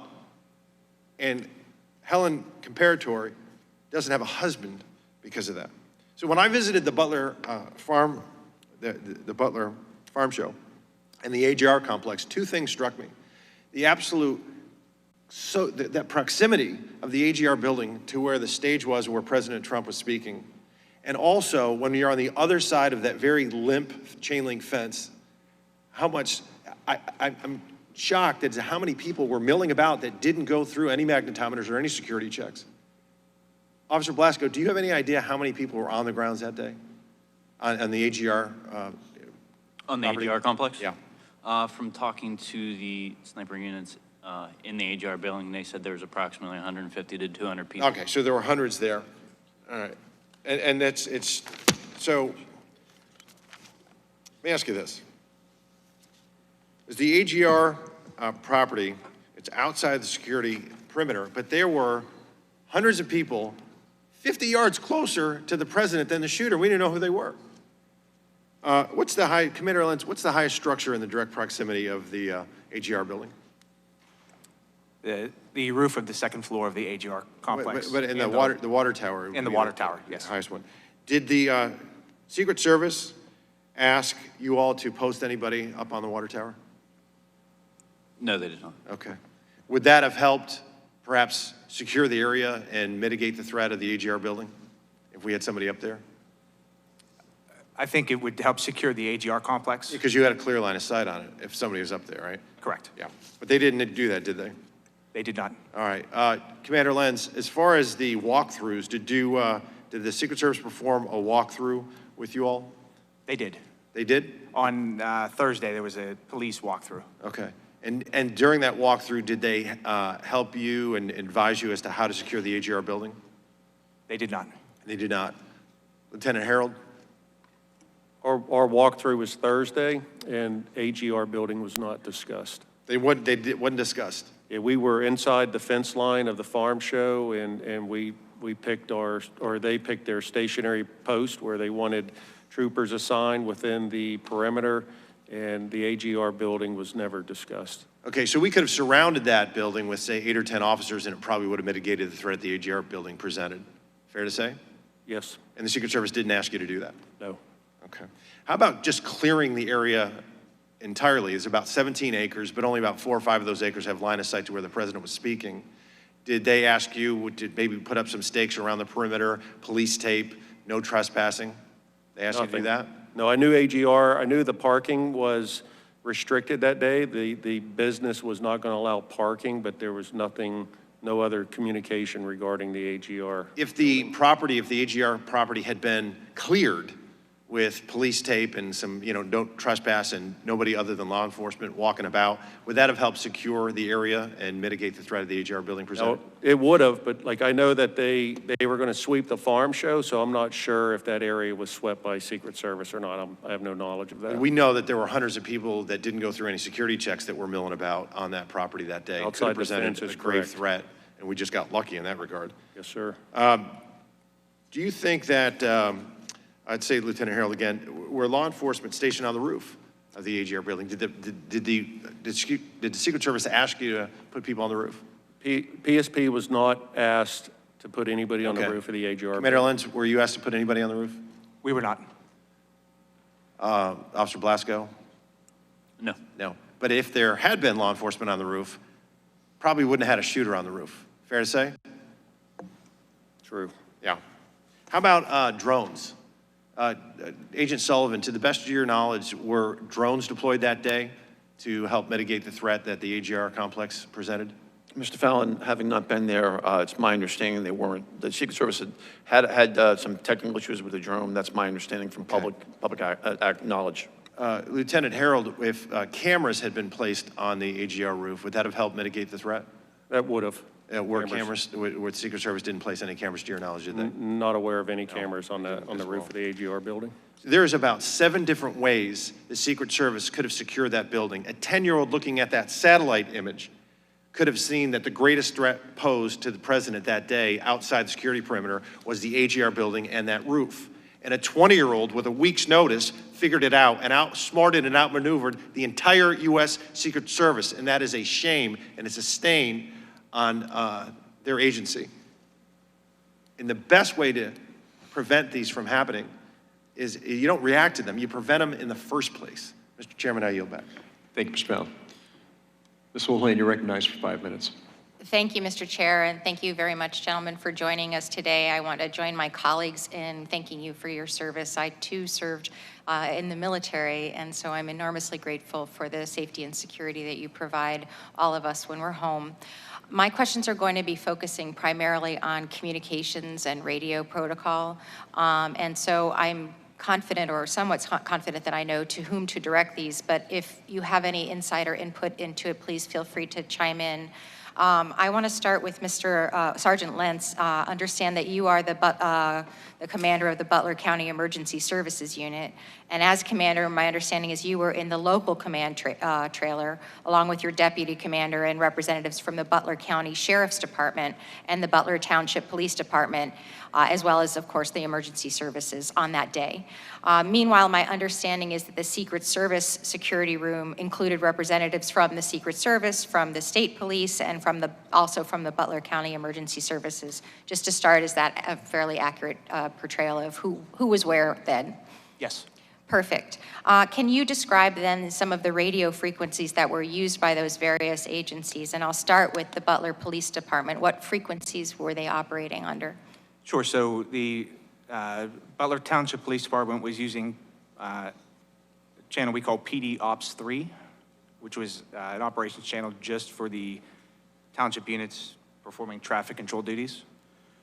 The tactical police units, we were using PD Ops 4, and the sheriff's office was using the sheriff's operations channel. And my understanding there were also frequencies 1 and 2 for units that were not working at the rally as well. Is that correct? Correct. PD1 is for patrol units that would cover the southern part of the county, and PD2 would be the northern part of the county. And were local officers able to listen to other radio frequencies that day, other than the ones that you just outlined? No. So we were able to hear our Butler County channels only. And could you talk a little bit about the state troopers as well? What frequencies were they listening to? The only thing I can really speak to on the state police radio is we did have one in the county command post. It was a portable radio. But the newer radios seem to operate more like a cell phone, and if you don't have a connection to the tower, then they just don't work. So we had some issues hearing anything from that radio throughout the day. So you had issues communicating with the state police, and my understanding is they were on a different radio system from you. Correct, and they are on a separate radio system. I'm sure Lieutenant can echo better what they actually were using. Do you know if the Secret Service, again in a different area, was able to listen to your local radio frequencies that day? So there would have been an encrypted police radio in the command center. I believe it was being used by the emergency services side, so fire and EMS, but I believe they treated around 250 patients for heat-related stuff that day. So that radio was nonstop. So even if that radio was scanning and had the capability to hear our channels, they would not have been able to do so just because of the amount of traffic on the Yes, when we were in Butler, that was my understanding, is that there were a couple hundred calls because it was such an incredibly hot day, and that, to your point, even if they had been able to listen to you, there was a lot of other chatter going on. And so, here we've got the local folks, the sheriff, the state police, all of whom have their own channels and not all of whom are able to listen and hear to one another. Can you briefly talk a little bit about the Secret Service and whether or not you think they could hear you? I do not believe they could hear us at all. They did not have a radio from us, and we did not have a radio from them. So, in the local command post, there was no way for us to hear any of the Secret Service radio traffic. So for those of us who are of a certain age, I was in my early mid-20s during September 11th. This was almost exactly what I remember being the problem in terms of responding to September 11th, that there were all kinds of really well-intentioned, very well-trained people, but none of whom could hear one another or communicate with one another. It feels as though we haven't made a whole lot of progress on that. In your view, what would have been a better way to have this communication? Sure, it's not feasible to have everybody communicate on the same channel just because of the amount of radio traffic. However, a unified command post, as we're all taught in many different FEMA classes, a unified command post solves that issue. Yes, and I know Representative Crow started this conversation with sort of being aghast at the fact that there were clearly more than one command post, and that in some cases, my understanding is some people didn't even know that there were more than one command post, and so that's certainly a gap too. So here we were with 3 minutes and every second counting, and the Secret Service and the state police weren't able to directly hear what local law enforcement actually saw because they didn't have that interoperability with local law enforcement frequencies and didn't have possession of those radios. Given how important that communication is in communicating in a crisis, clearly one of the findings of our investigation ought to be that there needs to be certainly reform in terms of the technological communications that are going on here.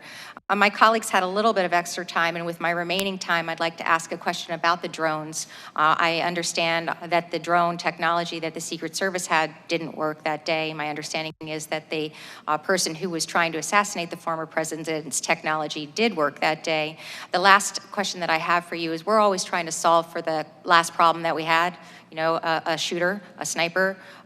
To me, we should be solving for the future problems that we aren't seeing coming around the corner, and those are emerging threats, evolving threats such as drone technologies. Gentlemen, do you have anything that keeps you up at night that isn't sort of the traditional sniper on a rooftop? Yeah, I believe that we've probably all considered the emerging threat that would be coming from a drone. I would say at our level, I have no means to mitigate that at this point. And that's actually something that we can also help with, and Congress has pieces of legislation, myself included, that address the authorities that you need to have to be able to combat what I think is an increasing threat from things like drones. I thank you very much for your testimony, and thank you very much again for your service. And with that, I yield back. Thank the gentlelady. The gentlelady from Florida, Ms. Lee, is recognized for 5 minutes. Thank you, Mr. Chairman, for convening this important hearing, and to our witnesses for being here with us today. Lieutenant Herold, I would like to start with you and return to a comment that you made earlier. I believe you testified that you actually participated in a prior rally at this same area with President Trump in 2020. Is that correct? That is correct. And you commented upon your observations about different resources that were available for that 2020 rally. Is that right? That is correct. Would you please describe for us some of the differences you saw in the level of protection and the level of resources that were afforded to President Trump in 2020 that were not part of the rally in 2024? Well, first, it was the site. It was an airport that's located about 20 minutes south of the farm show. So it was an airport. It's completely fenced in. It's a restricted area. The night before, we picked up the motorcade and delivered the motorcade, I guess, or escorted it back to the airfield, and we parked it in the hangars there, and everything was secured, but there was no, I guess, the foot traffic. There's nobody walking through an airfield. You know, it's all fenced in. It's restricted. But it seemed like there was more resources that were present for the 2020 rally compared to the one here just 75 days ago. So when you think of like the level of security then, like what was changed now? Like why did we have less resources from the Secret Service on July 13th? In your observation, did it appear that there were a greater number of Secret Service agents involved in the 2020 rally? There definitely was, but it could have been because of the motorcade too. Like that, I mean, it was former President Donald J. Trump was the president then, so it seemed like there was more assets, resources, the motorcade, there was definitely more security at the airfield at the Butler airport compared to the Butler Farm Show. And Mr. Sullivan, I'd like to return to you for a moment. You testified earlier about very extensive and very specific training you received as a Secret Service agent before being put on a protective detail. Is that correct? Yes, ma'am, that's correct. And I believe your testimony was that in addition to specific law enforcement training, you spent years in preparation and training before you actually were on that particular service. Yes, Ms. Lee, that's correct. Now, other federal agents who may be brought in to supplement Secret Service in a rally such as this, do they receive that kind of training? No. So we've discussed earlier that state and local law enforcement would not and did not have that kind of specialized training. But to be clear, it is also true that other federal agencies don't receive that specific training, that specialized training either. Well, every agent that goes to the Federal Law Enforcement Training Center Criminal Investigative Training Program does get an introduction to protection. They do get some familiarity with it. And then before when the Secret Service, I'm no longer there, but borrowed agents from other agencies. When I was an agent, we used ATF, IRS, Customs. Now it's Homeland Security investigators. They are briefed and they get a briefing and a familiarization with Secret Service procedures. But remember though, the agents that are helping from HSI are not doing the advance. They're not making decisions on how to create the security plan. They're in a specific post with specific post instructions for that post. But would it be correct to say that Secret Service agents who are specifically assigned to a protective detail have far more extensive training in that specific type of service and law enforcement activity than would your counterparts at other agencies? That is 100% accurate, Ms. Lee, yes. And are there things in your observation about the particular rally today and the staffing associated with it? You touched earlier on how it's imperative to include state and local law enforcement, but are there particular things about this rally that you've observed that you think might have elevated and improved the security posture? Well, again, Ms. Lee, I wasn't there. I'm just acting on the information I've received in public knowledge. I think there was clearly mistakes made. There were decisions that were not appropriate in my opinion. And I'm really appalled at the communications plan, or lack thereof. I can't fathom how that would be acceptable, and it's absolutely not acceptable. Thank you. Mr. Chairman, I yield back. Thank you, General Lee. Representative Moskowitz, you're now recognized for 5 minutes. Thank you, Mr. Chairman. The assassination attempt against President Trump on July 13th was a chilling moment in our country's history. This task force is committed to ensuring that security failures on July 13th never happen again. We thank you for being here, gentlemen, to help provide the task force transparency and answers to the American people. There were a host of issues with planning and execution of the July 13th rally, including communications failures. I'm familiar with communications issues. As the former director of emergency management for Florida, I was the first emergency management agency to institute FirstNet for everyone in my emergency management agency and all of our CERT components. Additionally, I helped establish the Marjorie Stoneman Douglas Commission after a shooting at my high school in Parkland, which also had radio throttling and cell phone issues, major communication issues where police departments couldn't talk to each other even though they were at the same site. Sergeant Lenz, were there cell phone issues on July 13th, and if so, what were they? There certainly were. As more and more people started to arrive, it seemed that cell phone communications started to fail.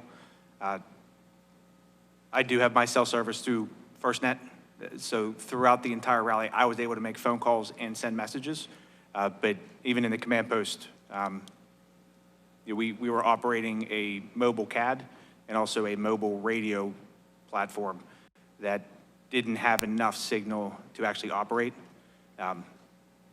So we switched back to just using portable radios. Right. And just for the edification of people watching at home, following the communication failures on September 11th, 2001, the 9/11 Commission recommended the creation of a nationwide communications network that would include priority and preemption capabilities for our first responders. FirstNet was AT&T, Frontline was Verizon, and those plans allow priority and preemption capabilities for first responders to prevent that sort of thing. And so, Sergeant Lenz, to your knowledge, did any law enforcement personnel who had access to FirstNet or Frontline on July 13th report issues with their cell phones? So Frontline or FirstNet people, did they have any issues? To my knowledge, no, they worked the entire time. My pictures were a little bit slower to send, but they did go through. Yeah. Which members of local law enforcement can access Frontline or FirstNet? Do local law enforcement departments provide those? I do not know. Mine is actually my personal phone that I set up through FirstNet. Right, so you have to pay for that yourself? Yes. To have priority to make sure you can communicate? Yes. Right, okay. At the July 13th event, a local sniper sent pictures of the shooter to other local law enforcement officers approximately 45 minutes before the shooting at 5:34 p.m. While some officers received those pictures, several law enforcement officers reported that they did not receive those photos of crooks due to connection issues. Sergeant Lenz, our understanding is that everyone who had FirstNet was able to receive the pictures of crooks. Is it your understanding as well? Yes. Okay. To your knowledge, were the local law enforcement officers on the ground in Butler on July 13th that had FirstNet or Frontline, were any of those unable to receive it? Not that I've heard. Okay. Would all local law enforcement having access to FirstNet or Frontline help improve communication issues at major events, in your opinion? Yes, it's long been known that when you get a very, very large crowd of people, the cell system can only handle so much. At the 2020 rally, there was actually a FirstNet truck, I believe, that had been driven there and deployed as an additional cell tower. And I do not believe that occurred at this rally.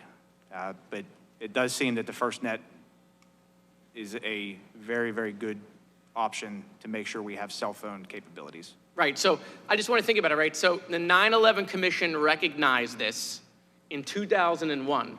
We created a solution, and yet it's 2024, and we're still not implementing that solution at the highest levels of our security agencies to keep former presidents safe, for law enforcement on the ground who are a part of that, for Secret Service who is a part of that. And so, you know, we don't have to sit here and come up with a solution. They did it in 2001. Why has it taken so long to implement the solution? And so, you know, the chairman said something that's totally true. People in this country absolutely should have a right to go to a rally, right, and listen to their president or candidate of choice and come home. By the way, parents should have the right to send their kids to school in this country, right, and for them to come home as well. Mr. Chairman, I yield back. Thank you. I thank the gentleman. Now recognize the Chairman of Homeland Security, Chairman Green. 5 minutes. Thank you, Mr. Chairman, and thank you and the ranking member for your leadership on setting up this hearing today in this investigation, and thank you to the witnesses. Colonel Christopher Paris, I think the commander of the overall Pennsylvania State Police testified before the Committee on Homeland Security a few weeks after the events in Butler and a few weeks before this task force was formed, that a photo was taken of the shooter with a rangefinder actually actively ranging the podium. He further testified that that image was texted to a PSP officer in the control center and showed to the U.S. Secret Service approximately 10 minutes before President Trump took the stage. Can you, Lieutenant Herold, confirm that that testimony is accurate to your understanding? I have no knowledge of the image prior to or during the day of July 13th, so I can't answer to that. Like if it came up in the investigation, I had nothing to, or I have no working knowledge of the investigation, just the events that took place that day on the 13th. You were on the ground there that day. So yes, sir. This was reported to us in committee and under oath. I mean, you know Christopher Paris, good man. I do. Your boss. Yes, sir. Okay. Mr. Sullivan, you've been made aware, I know my colleague, Mr. Walsh, talked about the intel. Apparently, the additional intel was received about 21 days before the event. It was reported, as I understand it, to the Trump detail 7 days before the event. Considering this heightened intelligence, do you think allowing President Trump to take the stage after an image of an individual ranging the podium with an optical rangefinder is received 10 minutes before was a good idea or a bad decision? Well, I don't know if the detail leader was told about that image being received. Had the detail leader been told about PSP guy says it was shown by on a text. The phone said, "Here, this is the image of the guy, somebody ranging the target." Yes, Mr. Green, I understand that, but that may have been someone in the security room, and that wasn't transmitted to the detail leader. I don't know if it was. So I'm just asking, well, let me ask this question. Is it, like, if any Secret Service agent is aware of something like that, can any Secret Service agent go, "Hey, whoa, stop, we don't need to let the president on the stage"? Absolutely. Okay, that Absolutely. didn't happen. Okay. But primarily it would be the detail leader's responsibility, but any agent could step in if she thinks it's an immediate emergency. Okay, good. Commander Lenz, you mentioned that the local law enforcement activity fired the first shot. Is that correct? That maybe hit you mentioned maybe that he withdrew. Do you think he was hit, or do you think he just sort of ducked because he was taking incoming fire?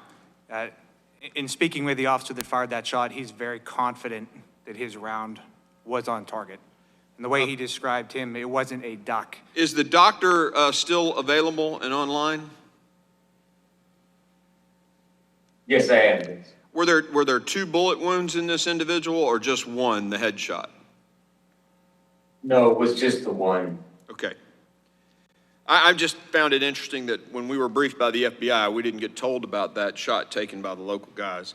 Lieutenant Herold, did Secret Service, the shooter apparently had the gun stored somewhere, as I understand it, near the AGR building.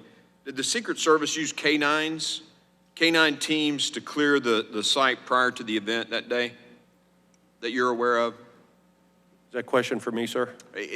Lenz, or you, sir, Commander Lenz, or? I'm not aware of any canines clearing the area of the AGR International property. We were told that canine units would clear the farm show ground. So to me, I'm thinking inside the fence line at, I believe, 1100 hours that day. Are you aware that happened, either of you, that did occur? You saw a dog? My officers did report that there were dog teams in the same barn as that. Okay, very good.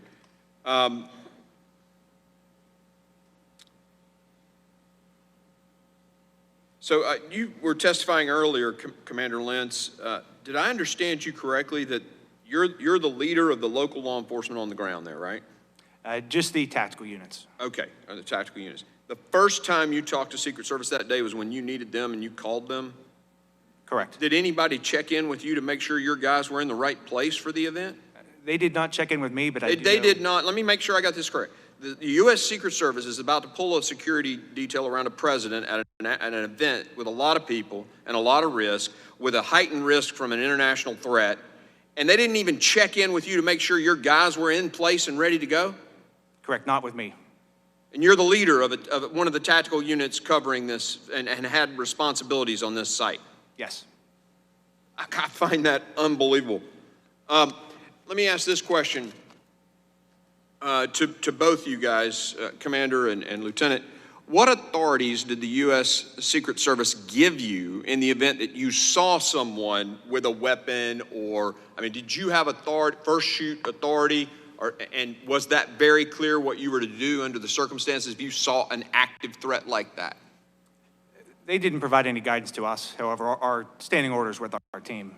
So you were using your protocols for that? Okay. Correct. If it's a deadly threat, they do not need permission. They're permitted to immediately take action. What about a step back from that? You got a guy like with an optical rangefinder ranging a target. Did they give you any directions on what to do in those circumstances? They did not. How about you, Lieutenant Herold? Yeah, I think the same thing with protocol. If we saw a threat, we would engage. When it comes to the rangefinder, I had no knowledge of that day of. During the same time frame, we were investigating 2 additional suspicious people that were on the fence line. And earlier when I said I was behind the stage, I had those 2 people in sight, and I was trying to get troopers to the location there for post 5, because he had saw what he reported as suspicious activity on the fence line. So we were also looking at that at about, hearing the time frame, like about the same time that this information was coming in with for crooks as well. Well, I'll end right now just by saying thank you for the work that you do. We as veterans deeply appreciate the needle in the haystack that you guys have to live to find, and thank you for what you do. Really appreciate it. Very good. Thank you, Chairman Green. Now recognize the gentleman from Maryland, Representative Ivey, for 5 minutes. Thank you, Mr. Chairman. And I want to join in expressing my gratitude to all of you, not only for being here, but the service that you provided to your communities and to the country. I wanted to follow up on a couple of things. One on the communications front. The FirstNet system, let me ask, because I don't know that Mr. Sullivan, you talked about FirstNet at all. Is Secret Service able to access FirstNet as well? I do not know, Mr. Ivey. I don't know the answer to that. All right. Do any of you know if on the day of July 13th, the Secret Service was connected to FirstNet at all? I have no information of that, if they were or not. In the walkthrough and the meetings prior to July 13th, were there any discussions about how communications would be had on the day of July 13th?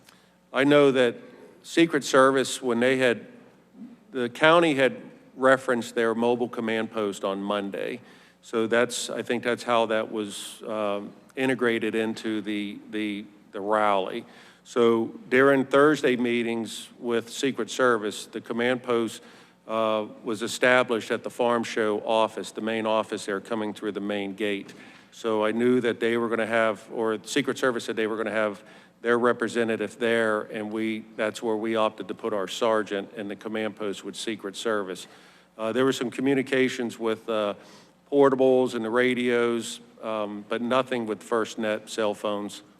All right, so we had communications with, Commander, you mentioned, I forget the name of the channel, but one of the channels that you used, right? You had people using cell phones, I guess for direct calls and for text communications? Yes. Yes. All right, and then you had multiple other radio channels that were being used. Yes. Is that right? And some people were using FirstNet and some weren't. Is that all fair? Correct, yes. All right, and then you had 2 separate command posts or communication that had communications going through them. Is that right? Yes. So I saw a series of text messages, I think related to spotting the man on the roof who ended up being crooks. And it was texted because I guess the person who sent the text was uncertain that the radio communications would get to who they had to get to. So were you aware, Commander, that the text messages were being sent on July 13th? Depending, I definitely knew text messages were being sent. In fact, that's how I got the picture of who we were looking for, so that I could then forward that to the state police sergeant that was in the Secret Service Command Center. All right, and on July 13th, was there a way to relay that photo directly to the Secret Service using, I don't know, whatever electronic means that you were in connection with the Secret Service with? I probably could have emailed it to them. Email, okay. However, the text message to. All right, but not exactly police the sergeant. emergency scenario that this entails. You see a man with, on a roof with a gun, a potential threat to the former president. You don't want to send an email, you want to let him know immediately, right? Correct, and we did have a phone list for the different agents. However, I'd already been speaking with the sergeant in the command center for different things, and it was significantly easier and faster just to send it straight to him. All right, is it fair to say that this sort of emergency communications on that day hadn't been worked out in advance? Is that fair? Yes.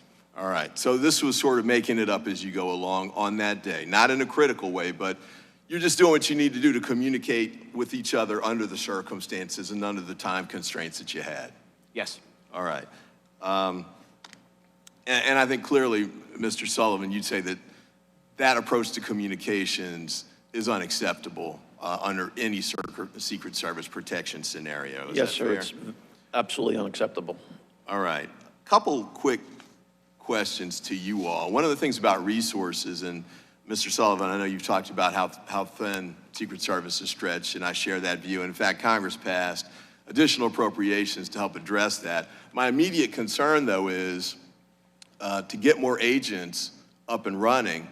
Hiring new agents, as you pointed out, it takes years for a new agent to be prepared and trained to actually step into the role of protection for the president or other senior officials. Is that fair? Yes, once an agent is hired, it does take years, literally years, to get him or her up to speed to be assigned to that detail. One question I was just wondering about, recent retirees, is there a way that, recent retirees could come back who've been trained in this and have experience and, maybe could be immediately available at least till we get through, I would say, the inauguration cycle? Secret Service has a retired annuitant program, and there are many retired agents currently working, and they have an exemption so they could collect their salary as well as their annuity. Is that something that could be accelerated now to get more people into these The only roles? thing they could do is, right now, it's my understanding, there's an age 60 limit. If the Secret Service raised the limit, you may have more people available. But right now, it's my understanding you can't be older than 60 to be a reemployed annuitant. Okay, and I guess perhaps part of that is for the physicality of the role for people on the scene. But for people providing, for example, advanced leadership and guidance and recommendations, they could step into this role immediately. Would that be fair to say? They could. They also could step into the role of the protective intelligence investigations, which I think is a critical gap right now that needs to be addressed. We need to be able to investigate threats against the president thoroughly and completely. I appreciate that. And then lastly, let me end on this with respect to the site selection piece. I think Lieutenant Herold, you testified that there had been a rally, I guess, in 2020 at the airport in the Butler area? That's correct. And that was, in your view, a safer site because it was totally... It was an active airport, so it was fenced in and restricted. So the entire airport is surrounded by a fence, so it would prevent a lot of unnecessary foot traffic or people driving their cars through. There's multiple entrances to the farm show. There's a back gate, there's a front gate. You can come through the hangars off the airport side. So there's a lot of areas to be able to access that venue.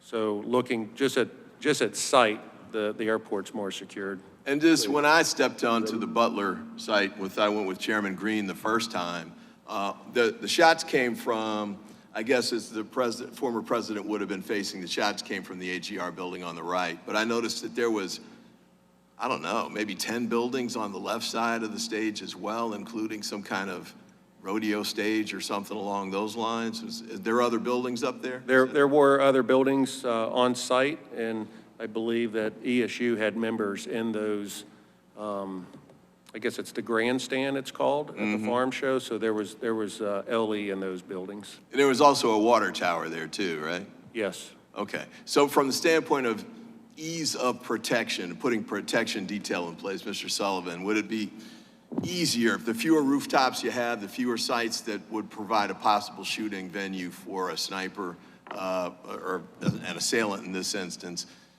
is it better to, is it easier for the Secret Service and safer for the people, not just the candidate, but obviously, as we saw, the deadly consequences on that day, spectators who come to watch, is it safer to have it maybe at the airport scenario as opposed to the field?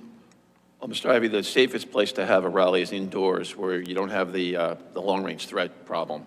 If the Secret Service were in decisions-making for the campaign sites, we would always recommend it be indoors, any rally. Fair enough. And then last point, Mr. Chairman, with respect to that, I know we're not on Florida yet, but I will say this, on the site selection piece, and certainly candidates, and I've been one myself, have a right to rest and relaxation. That golf course is a tough venue to provide the type of protection that we're talking about because of the size of it, the access of the roads all the way around it. They're all public access, limited fencing, high, bushes and things alike. Maybe not the best, maybe there are golf courses that are on military bases, for example, that would be safer, sort of along the lines of how the airport's safer than the fairgrounds. So I hope we can figure out a way for, as we move forward with these, especially for a rest and relaxation scenario as opposed to a campaign scenario where there's a First Amendment effort to allow a candidate to reach voters or spectators. I think that's the highest priority. Make it best, candidates should be able to pick whatever they want on that scenario, but maybe the R&R is a different scenario. But with that, I yield back, and thank you, Mr. Chairman, and thanks to all of you for your service. Thank the General. Now recognizes a representative from Louisiana, Mr. Higgins, for 5 minutes. Thank you, Mr. Chairman. Gentlemen, I'm going to be moving fast, and Mr. Chairman, let me assure you, we're going to get to the bottom of everything that happened on J13. We're going to determine what happened, when, precisely, the timeline, what went right, what went wrong, where were their failures, where was their heroic action.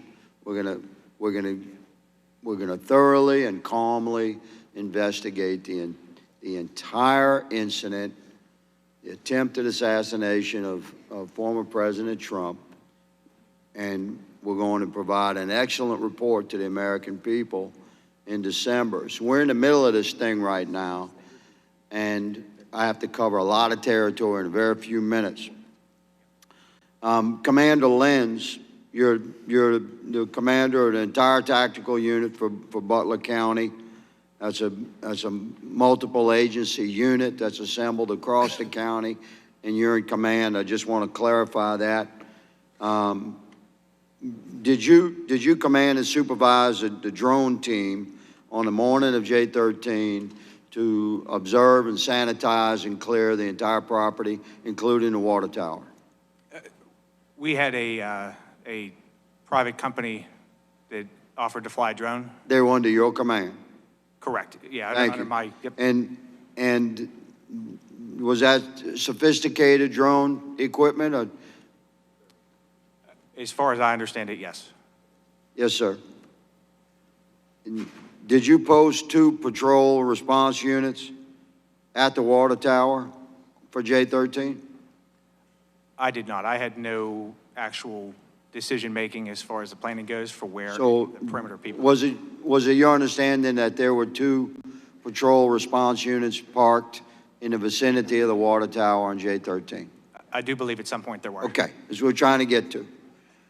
And was the water tower ladder, which is about 25 feet high, was it ever lowered that day? No. Thank you very much. Regarding radio communications, in the pre-mission briefing, you were involved extensively in that in the couple of weeks prior to J13. That's my understanding. Yes. Thank you. Regarding radio communications with the visiting federal agencies with jurisdictional authority to protect the former president, the Secret Service, did Butler County ESU, your unit, provide particular radios for the Secret Service or set aside radios for the Secret Service? We did. You did. Did you personally call the Secret Service counter sniper teams and remind them to pick up their particular radios on the morning of J13?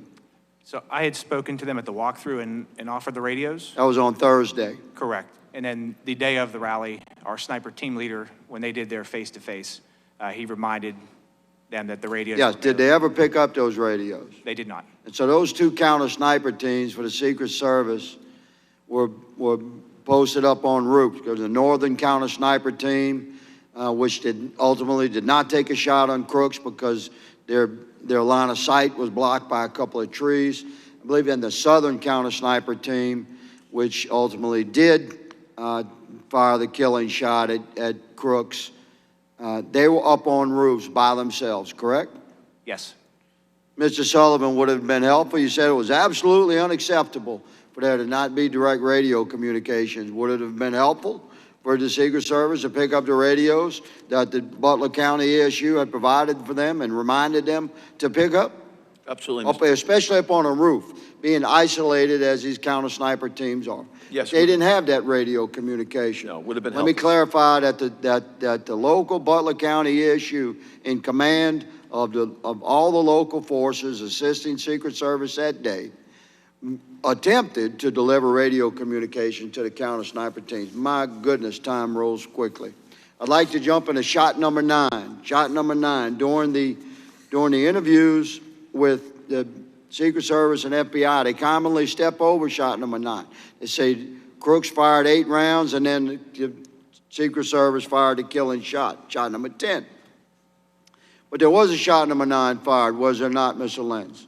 There was. Okay, Commander, I'm gonna quote from the transcribed interview of Aaron Zalapone. That's a tactical SWAT officer under your command that took shot number 9. He was deployed. He heard the radio traffic. He saw the commotion. He left his deployed position and ran into a position where he thought he might be able to get a shot on if there was a shooter up on a roof, somebody on a roof. He said seconds after that is whenever the first 3 shots were fired. So I hear the first 3, crack, crack, crack. And at this point, I'm like, okay, where we at here? I look up, that's when I see crooks. I got his head, his shoulders, I can see a rifle. At that point, I hear another crack. That's when I start pulling my weapon up. He gets 3 off. As I'm getting my target acquired, I'm getting my red dot up, I can see the gas emit from his barrel, his muzzle. Then right after that, I hear the snap of his 5th shot go off. Then immediately after that, I press one off, and that's when he immediately goes down. When I say goes down, it wasn't like he was ducking to get out of the way. I mean, I know I hit him. Like, there's no doubt about it. He goes down, he kind of jerks to the right, and then he slumps over slowly, and then kind of slowly rolls backward out of my field of view. So at that point, I did not have a second shot. At that point, he tries to recover. 2 seconds after that, the Secret Service, from a different vantage point, a higher vantage point, takes the killing shot. So my final question, if I may, to the doctor. Are you here with us, Doctor? Yes, I Dr. am. Goldschmidt. You stated, sir, and I know you're doing your best. You performed the autopsy. I've observed your work. I think it was very professional work, in my opinion. You stated that there was only 1 bullet wound. I accept that you had only 1 observable bullet wound. Are you there, doctor? Yes, I am. Thank you very much. Could the injuries on Crook's shoulders have been caused by a combined impact of Butler County ESU shot number 9 striking somewhere in the vicinity of the buttstock of Crook's rifle and some fragmenting from that impact? Could the injuries on Crook's shoulders have been caused by a combination of shot number 9 and shot number 10? Is that possible? No, I don't believe so. You don't believe it's possible. Does that mean it's possible? No, it's not possible. It's not possible. So I respect your testimony, but how would you determine if you removed only 1 fragment of a bullet? The FBI recovered no other bullets, that's our understanding, no other projectiles other than the partial projectile that you recovered from his shoulder. So you don't know where shot number 9 went, did you, doctor? Correct. Okay.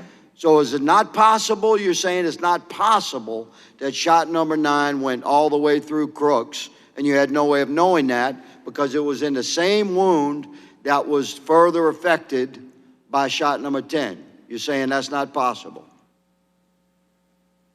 The body, there was no evidence on the body of that occurrence. There you go, sir. That's different than impossible. Listen, thank you all for testifying today. Mr. Chairman, thank you for holding this first very important hearing. We shall do more, and we shall complete our work professionally. Thank you, sir. I yield. Yes, sir. Thank you. And you were correct. We will continue. Now recognize Ranking Member Crow for his comments. Thank you, Mr. Chairman, for the important hearing. I just wanted to take a moment to thank all of the witnesses here today. Your testimony was clear, was concise, was candid, and was very helpful for us in our first phase of the investigation to understand what happened, what didn't happen, what should have happened.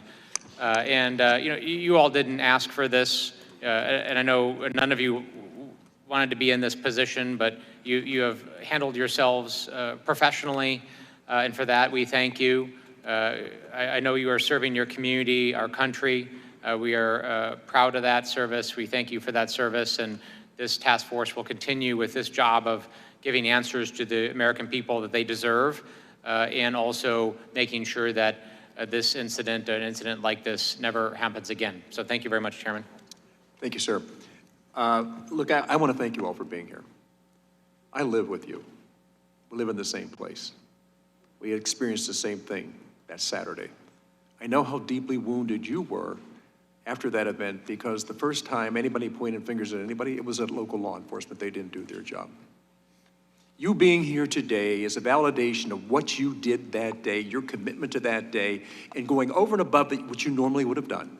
I know a lot of you there were there in 2020 when we did the rally at the Butler Airport. I get that. That time they said there was maybe 50,000 people there. That went off very smoothly, no problem.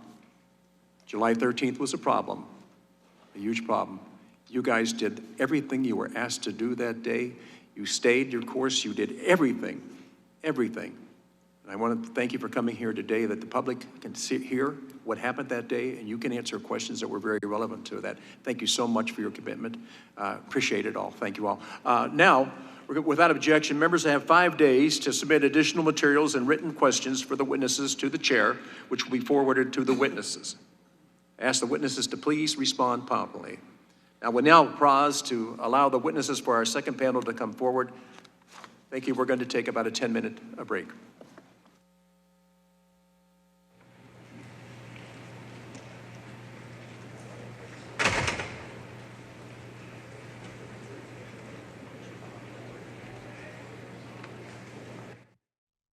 You heard it right there. They're taking about a 10-minute break here on Live Now from Fox. We appreciate all our viewers continuing to join us all in real time. We are going to keep this stream going for you in case you're just joining us or coming in the middle of this testimony. This is the first bipartisan congressional House hearing on the Trump attempted assassination back on July 13th at the Butler farm grounds. Let's show you some of the highlights from earlier today here on Live Now from Fox. Member Crow and distinguished members of the task force, I am Patrick Sullivan, retired Secret Service agent with 23 years of service.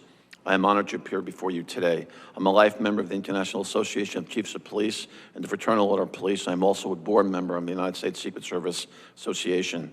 I'm speaking for myself this morning as a subject matter expert. The information that has come to light so far regarding the security failures in Butler is shocking and infuriating. However, I am very, very proud of the bravery of the agents who put themselves in harm's way to save former President Trump, and the skill of the counter sniper that neutralized the incoming gunfire with one shot. I served as a Secret Service agent in many investigative, protective, and supervisory assignments. Make no mistake, the Secret Service cannot function without the assistance of its state and local law enforcement partners. I truly believe the men and women of the Secret Service have the most difficult and unforgiving job in law enforcement. It is a zero-fail mission. I have the utmost respect for those agents, uniformed division officers, and staff who are currently facing the challenges. For a presidential visit, the Secret Service must provide 360-degree coverage to include the sky above and the ground below. The Secret Service establishes an inner, middle, and outer perimeter. I will now discuss a typical Secret Service advance for a presidential visit in the United States. Prior to July 13th, what follows was only provided for the president. It's my understanding that these advanced procedures are now being used to protect President Biden, Vice President Harris, as well as former President Trump. The president's staff informs the Secret Service about the date and location and itinerary for a trip. The protective detail then notifies headquarters and the Secret Service field office where the visit will occur. The field office then notifies the relevant state and local law enforcement agencies and schedules a police meeting. It is at the police meeting that the state and local law enforcement agencies meet the Secret Service advance team and learn about the trip. Counterparts for the Secret Service advance team and local police are identified. The Secret Service advance team usually consists of the following: a lead advance, site advance, airport, motorcade, protective intelligence, counter assault team, counter sniper team, magnetometer, counter surveillance unit, and technical advanced components to include unmanned aerial surveillance. After the counterparts are identified, the police and Secret Service work together on their assignments to develop a security plan for their site. They will jointly determine the assets needed to secure the site.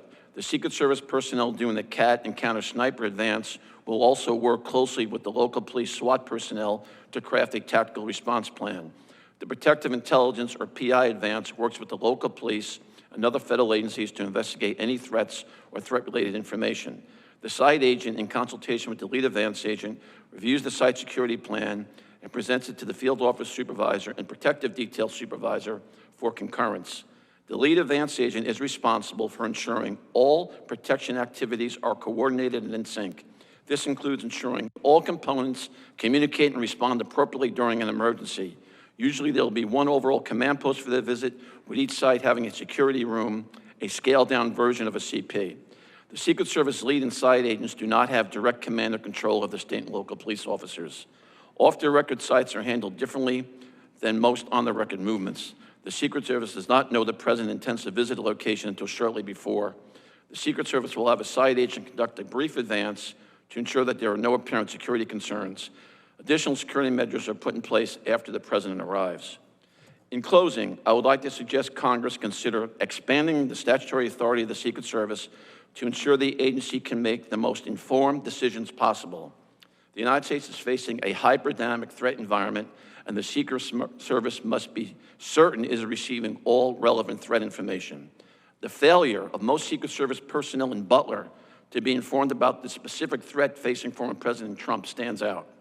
Currently, there is no statutory requirement mandating federal, state, and local agencies must report to the Secret Service information concerning threats against the president or other protectees. There are agreements in place and memorandum of understanding to allow the transfer of such information, but no legal mandate to do so. In my opinion, the law must clearly state such information must be immediately provided to the Secret Service to take whatever steps it deems necessary to conduct an investigation and follow-up. For example, the FBI has exclusive jurisdiction to investigate a conspiracy to assault or kill the president before the attack takes place. Since the Secret Service is responsible for protecting the president, it should be part of all such threat investigations so it can take appropriate steps to prevent an assassination. And finally, the FBI has authority under current law to seek the assistance of any federal, state, or local agency, including the military, to help investigate an assassination or assassination attempt after the fact. I believe the Secret Service should have similar authority to call for such assistance to prevent an assassination or assassination attempt. That concludes my statement. Thank you very much. Thank you, Mr. Sullivan. I now recognize Dr. Goldschmidt for his 5-minute opening remarks. Now, the witness is going to be testifying over the phone, right? Okay. Dr. Goldschmidt, please. Good morning, Chairman Kelly, Ranking Member Crow, and distinguished members of the task force. My name is Dr. Ariel Goldschmidt. I'm the Chief Medical Examiner for Allegheny County, Pennsylvania. On July 13, 2024, after the attempted assassination of former President Trump, I, through my staff, reached out to the Butler County coroner, Bill Young, to offer our assistance if needed. Later that night, our assistance was accepted by Butler County, and arrangements were made to transport the bodies of Thomas Matthew Crooks and victim Corey Dean Comparator to our office.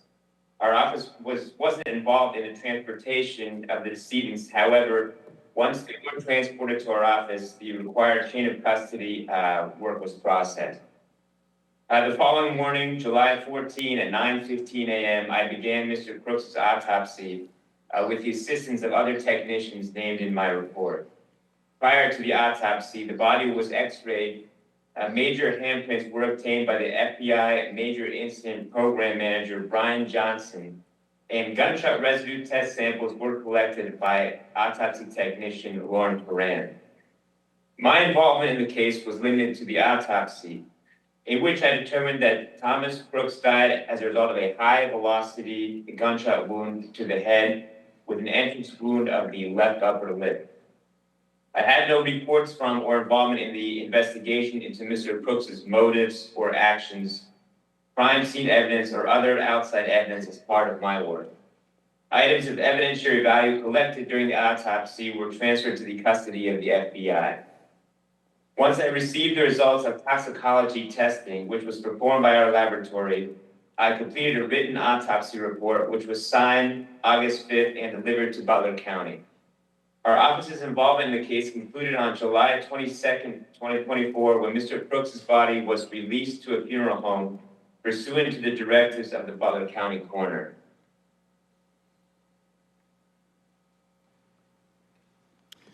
Thank you, Doctor. Now we're going to move to member questions under the 5-minute rule, and I'm going to recognize myself for 5 minutes of questions. First, we're going to show a video to get things started. The footage you are about to see is from this dash cam of a Pennsylvania State Police patrol car on July 13th. This footage has never been released to the public, and it has been edited to show relevant parts. The video, as you will see from the timestamp in the upper right-hand corner, begins at 18:08 or 8 minutes after 6 p.m. In the first 12 seconds of the video, you will see a figure circled in red crossing the roofs of multiple AGR buildings. This man is Thomas Crooks. You will then see the patrol car begin moving toward the AGR buildings, and we lose sight of Crooks, but about 19 seconds into the video, he reappears.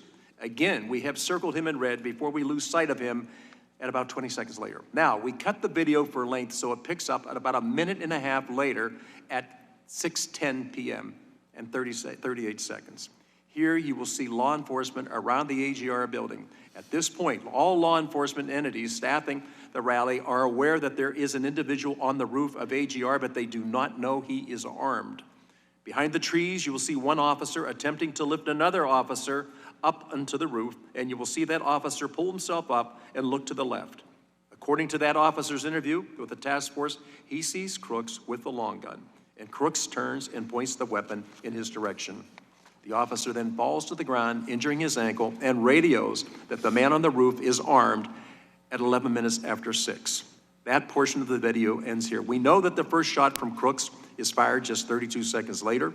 We will play the video now.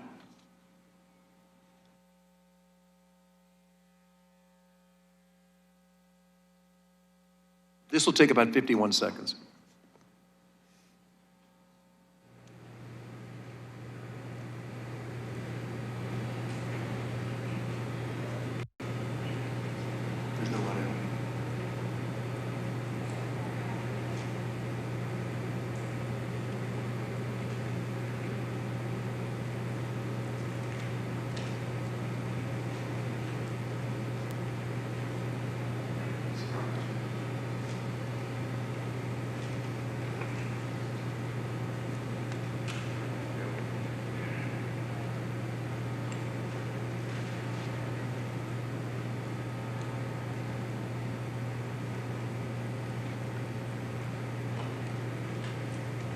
I realize it's hard to see some of this, but so Crooks, as he makes his way across the roof, this is, by the way, a Pennsylvania State Police cruiser, and it has the dash cam.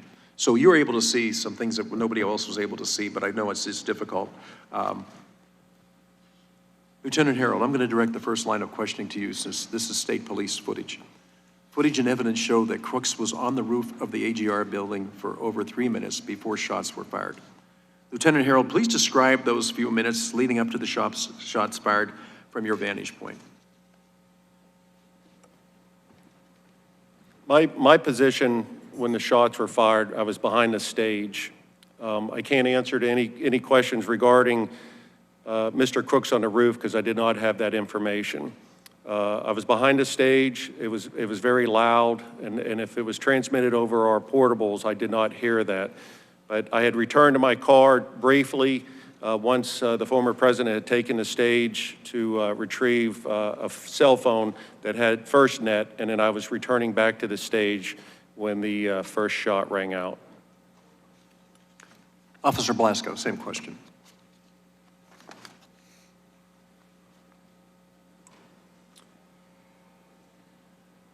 At that time, I was at Brady Paul, and I was working my way over to the AGR building to assist other Butler Township units with looking for crooks. As I got to the water tower, I parked underneath the water tower and began to make my way to AGR. That's when the shots rang out. Thank you. Commander Lenz, you were reportedly the first person to call out shots fired over the radio.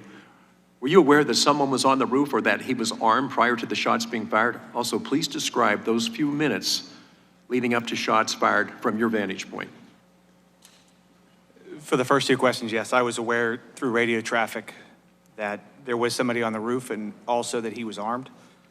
The first report that there was somebody on the roof came on a different radio channel than the tactical units were operating, which would be PD Ops 3. And that transmission at 18:08 and 20 seconds is somebody's on the roof. At 18:09, I made a phone call to the PSP sergeant in the Secret Service Command Center and relayed the information that there was a suspect on the roof of the AGR building. There was some additional radio traffic from the Butler Township police units. And at Right, as you can see here, we are back out live for you on Live Now from Fox. Let's listen in to this hearing. The Army at a young age, serving with the 82nd Airborne Division and Joint Special Operations Command. Both of these men have extensive experience as snipers in our military. They have both visited the site in Butler, where the former president was nearly killed, and have identified potential ways for Secret Service to improve their protection. It's important for the task force to hear from these snipers and learn from their experience, better understand how the Secret Service missed on these key areas of coverage. This is a particularly important, given the fact that former President Trump will be returning to the same site to finish his speech on October the 5th. I talked to both Corey and Eli before this. Rarely in your life do you have a second time to do the right thing after you messed up the first time. Now, this panel will be different than the last. Both of witnesses will be allotted 5 minutes for remarks, and then we will gavel out. I want to now recognize Representative Crane for 5 minutes. Representative, thank you for being here. Thank you, Mr. Chairman. We appreciate the opportunity to appear before you today as you conduct this very critical hearing. For those of you who don't know, I served in the U.S. Navy from 2001 to 2014, had the opportunity to deploy to Iraq multiple times with SEAL Team 3. One of my qualifications was as a sniper.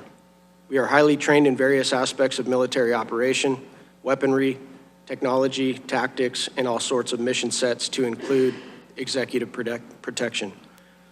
With that background, it's evident to me that many basic security measures were completely dropped. That being said, you do not have to have a background in special operations to recognize the incompetence and security failures that led to the catastrophic vulnerabilities surrounding President Trump and the crowd that day. I hear from Americans every day in complete disbelief in the wake of 2 assassination attempts in 2.5 months that cannot believe how ineffective our Secret Service has become. There's simply no excuse. I'm glad I can testify today to share some insight into the operational failures of that fateful day. Rep. Mills and I visited Butler, Pennsylvania rally site immediately following the assassination attempt to investigate.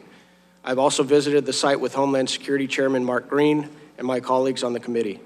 Some of the main challenges facing Secret Service were completely avoidable. For example, we investigated the second floor window. Secret Service agents and local law enforcement had access to overlooking the roof from where the shooter engaged the former president. I was able to confirm that had anyone stationed in the second story at AGR building come off of their weapon system, moved to the window, and looked out the window during their search to reacquire Thomas Crooks, they would have seen him within 30 to 40 yards of that position. He would have easily been spotted lying on that roof with no camouflage and his rifle. We were able to confirm that former Secret Service Director Cheadle was lying to Congress when she gave us the excuse that the roof was too slanted, too dangerous for Secret Service snipers to take up counter sniper positions. But as myself and others who went up on that roof, it was not steep at all. Ironically, the positions that Secret Service counter snipers posted themselves upon were actually far steeper than that roof at the AGR building. Furthermore, Secret Service did not have any of its counter snipers on a nearby water tower, the tallest structure at the farm show grounds. I knew immediately upon setting foot at that site, and Mr. Chairman, you were there as well, that that's exactly where I would have placed myself as a counter sniper because of its commanding view over the entire property. Not only would any counter sniper have been able to easily engage Thomas Crooks from that position that he attempted to assassinate former President Trump, but it is very likely that Thomas Crooks might have decided to abort his mission and go home had we had counter snipers on that water tower. The thing that we need to understand about security is how important deterrence is. Had Thomas Crooks visually spotted or located counter snipers with the use of his drone that day, it is very likely that he would recognize that he would have been deterred long before ever getting into that position capable of having a direct line of sight to the podium and to President Trump, and would have possibly aborted his mission. Rep. Mills and I also ranged several other buildings and windows that were well within range for anyone with a desire to assassinate the former president. Upon our investigation that day, we were informed that nobody was posted on nor had conducted any advanced work amongst these very choice and accessible firing positions. Rep. Mills and I both concluded within minutes of observation from the same exact positions used by Secret Service counter snipers that this was a horrible venue for a rally, and Secret Service should have done everything possible to dissuade the campaign from hosting it there. To date, we have seen no evidence that Secret Service tried to dissuade the campaign from using the site due to the alarming threat profiles surrounding the site. Though I appreciate the former president's courage and strong desire to rally his supporters, I strongly suggest that he and his campaign avoid this site on October 5th and in the future, which leads me to my most concerning assessment now of both assassination attempts on the former president. I cannot be more clear. To this point, we have been extremely lucky. Whether either of these individuals were working in coordination with other groups, organizations, or nation states who desired to kill the former president, none of the individuals attempting to kill the president have been professionals. I can tell you that with authority by the weaponry and the gear they used, as well as the fact that Thomas Crooks took a headshot. I can tell you from experience that most snipers are trained to take center mass torso shots, if possible, for the very exact reason that we saw him miss a headshot on July 13th. I can also tell by examining Ryan Ruth's final firing position on the fence line of the golf course that he too was not a professional. No trained sniper, no trained assassin would have set up their final firing position the way he did. We are trained to make absolute sure that nothing on our person or in the vicinity of where we are located and going to take our final shots, that anything stands out from the environment we are in. You could see those large bags holding ballistic plates on the fence, which would easily catch the eye of any trained security agent. He also stuck his barrel through the fence instead of cutting what we call a loophole in it so that he could stay back in the shadows, allowing his concealment. I want to reiterate, to date, these individuals that have tried to assassinate former President Trump are not professionals. What is going to happen, Mr. Chairman, when the president of Iran, China, Russia, or any other country or group who does not want to see President Trump come back into office send professionals? What is going to happen next time if there is a 10-man Hezbollah team, snipers, assaulters, and drone operators launching coordinated and overlapping assassination attempt on the president? I think we can all see by now that their likelihood of success would be tremendous. My suggestion to the former president and to his campaign is that he beef up his private security detail of individuals who are loyal to him and not burdened by the bureaucracy and culture of an organization that many of us used to hold in very high esteem. The reason for this is so they can plug holes that Secret Service continues to leave and make sure they are not putting him in vulnerable situations. It is important that these investigations and oversight continue to make sure that in the coming days, weeks, and months, and even years, this is no longer a regular occurrence and not even a possibility. I want to challenge this task force to continue doing the great work that they are doing here today. And I also want to challenge them to have enough courage to think outside the box, challenge the mainstream narratives, and be willing to investigate every theory, regardless of how conspiratorial others might claim them to be. There is a concern from the American people that this task force will be like most investigations in Washington, D.C. that lead to zero accountability and transparency, and simply call for money for an organization that desperately needs reforms at its core. I'd like to again thank the chairman and my colleagues on this task force who are doing great work, and the witnesses giving their time and knowledge to help uncover the truth and bring all facts to light. Thank you, Mr. Crane. I tell you, we accept the challenge. When we're done with this, the American people are going to have faith and trust and faith in everything that we've done, the confidence that we did what we were supposed to do, what we were tasked to do. So I thank you so much for being here. You all have kept that standard up. Now recognize Representative Mills. Thank you, Mr. Chairman. I want to first take a moment just to correct the record that my actual time as a designated defensive marksman and counter sniper was as a contractor of the U.S. State Department on a protective detail, not as a military sniper. So while I was honored to serve as a combat veteran with the 82nd Airborne Division, I don't hold that permissibility in that billet. I want to talk today a little bit about what took place, but also what I see as the actual perimeter failures that has continued to be a reoccurring issue, whether that be in Butler, PA, or whether it be the most recent assassination attempt in Florida. But before I do that, I also want to take a moment just to recognize the loss of Corey Competor. His family deserves to continue to have the accountability research and also investigation into what actually caused the death of a father, a husband, and a family member.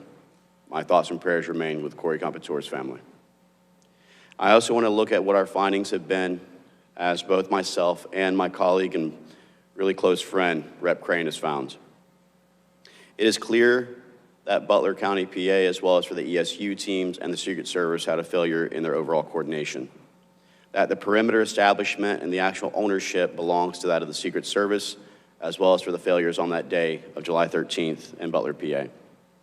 We realize, as it's been mentioned earlier, that there was a breakdown in not only the misuse of any compatible communication capabilities, but also a lack of a joint operations center that could have allowed for each of the individual units to be able to communicate in a more efficient fashion that would have led to a faster response element. We also know that while there could have been potential drone capabilities that was being utilized, that the Secret Service themselves had actually refused to utilize those for their benefits, which also could have helped the counter snipers who were sitting in their positions. There was also a lack of coordination when it came to who was actually going to take over the position on the AGR building, where Butler understood the idea that it was the Secret Service who was responsible for the positioning, but yet the Secret Service failed to actually show up to the morning coordination meeting. While all of these repeated perimeter failures, whether it be the 150-meter shot that was taken by Thomas Crooks or the potential assailant that was looking at a 500-yard distance from Florida, the thing that we've established is that no one is looking at what is happening and going on with regards to the Secret Service's cultural issues. This is not a budgetary issue. And I want it to be clear that we cannot treat this as DC has continued to treat things where we throw money at problems in hopes that it's actually going to cause that to be a solution. This breaks it down into three simple things. One is poor leadership of the United States Secret Service, whether that be under Director Cheadle or whether it be under Rowe. To quote Dan Bongino, who is actually a former Secret Service agent, he said that he does not feel any safer or better now than he did under Cheadle, having Rowe in the helm. I think leadership, as we can all admit to, whether it be in the military, the police force, or whether it be here in the House, leadership is one of the things that we must rely upon heavily, and there is a crisis in leadership. I also want to look at the fact that there is a prioritization across not just our military, but other departments and agencies to prioritize diversity, equity, inclusion under DEI, the meritocracy and readiness of our actual capabilities on the ground.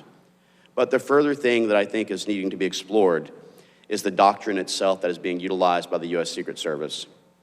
For too long, they've continued to go under a very specific and very understandable thing where whatever your title is that you hold results in the amount of resources and assets that are being allocated.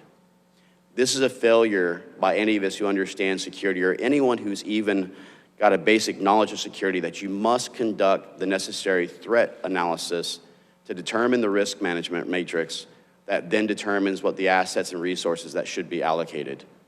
This is not as simple as saying that you're a former president and therefore there is a one-size-fits-all for Jimmy Carter, Bill Clinton, President Bush, or former President Donald J. Trump.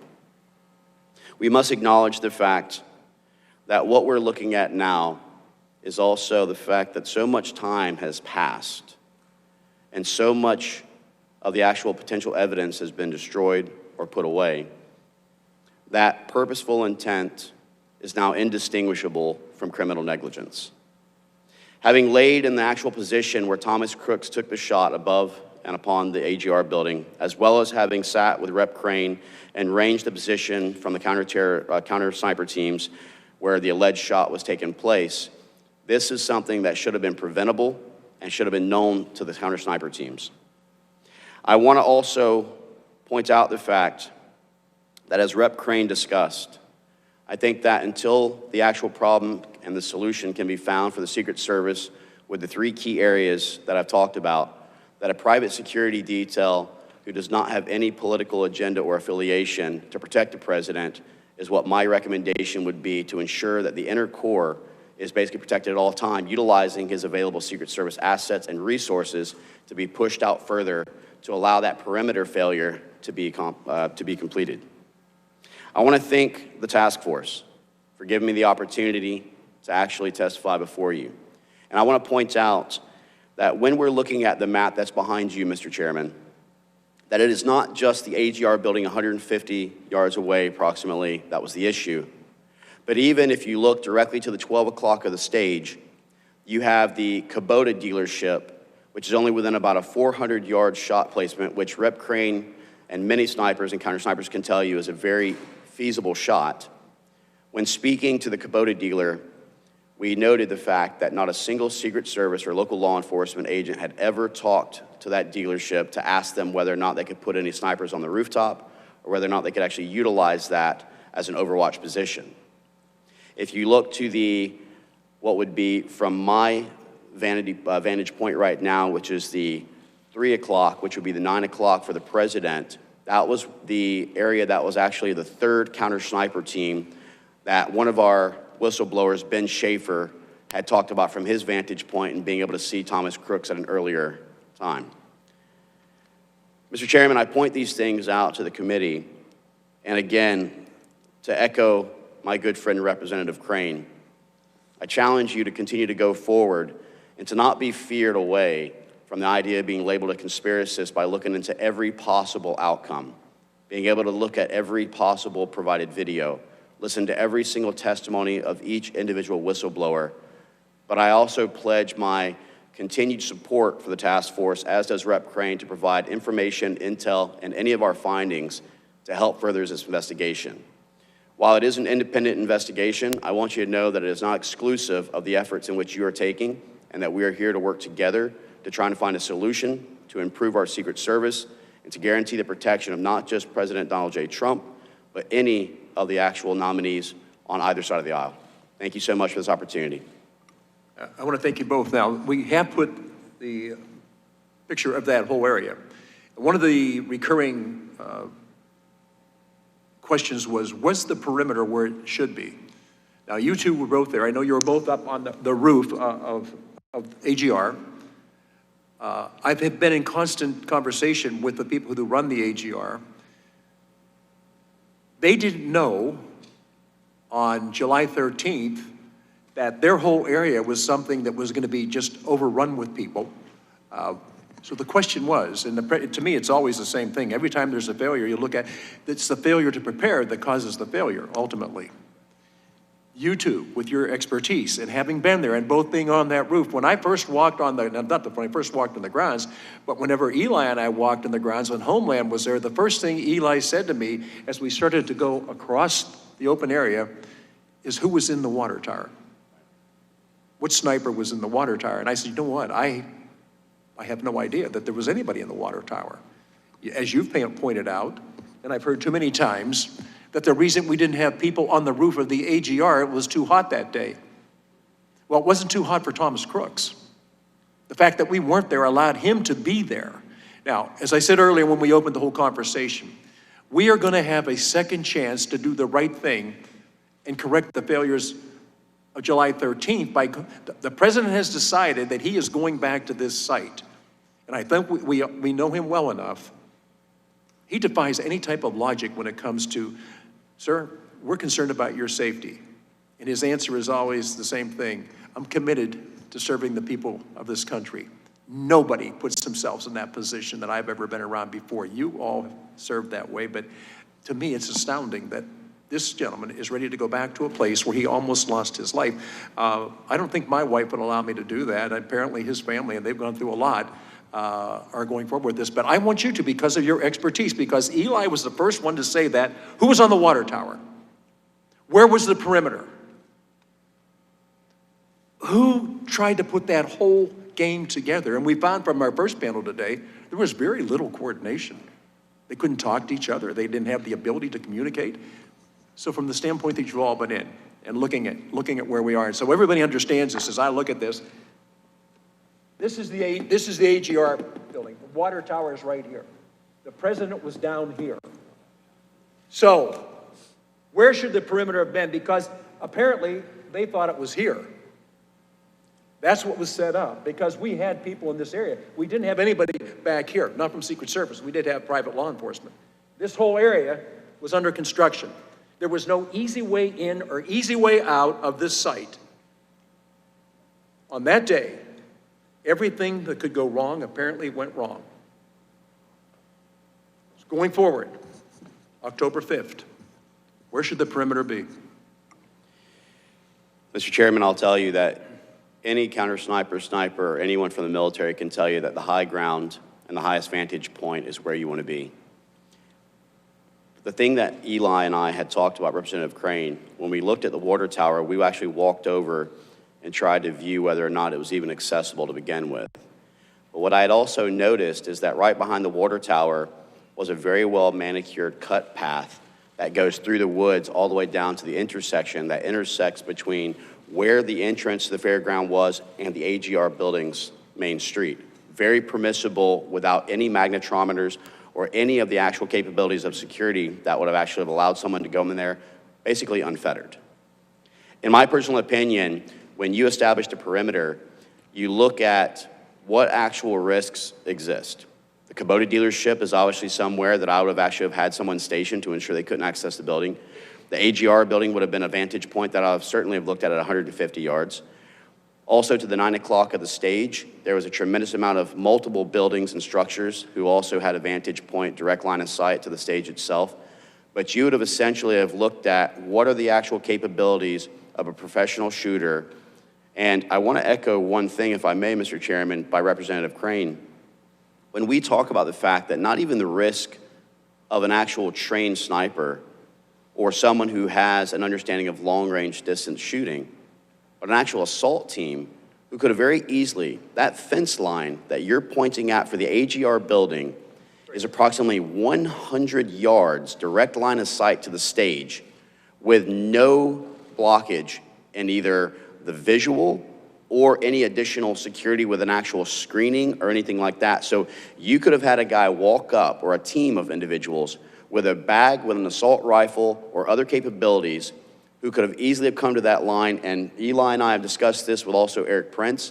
They could have basically done a 5-man, 7-man, 10-man line right there to have opened fire with assault weapons and created a kill box right there on top of that stage. And you're talking 100 yards. That's what most people utilize as their original dope, which is their original 0 for their rifles. So very capable for almost any rifle. And you actually have some special operations teams who do very well with a pistol at even 100. So the fact is that all of the AGR building should have been secured. They should have had full-time watch on that road that leads into the AGR building, which, as you know, comes into the main area and then loops around to a back parking lot. I would have had a law enforcement officer, a Secret Service agent, checking every single person who was parking there to ensure that they were an employee of AGR and not like the white van or others who were able to be permitted into there with complete access not knowing what was capable. But also, let's note one thing that we haven't mentioned here, which is these sophisticated explosive devices that was also found. This is what also Representative Crane and I talked about was problematic, because even some of the EOD teams talked about the sophistication of this device, which makes me also look further into the fact that Thomas Crooks was not acting alone.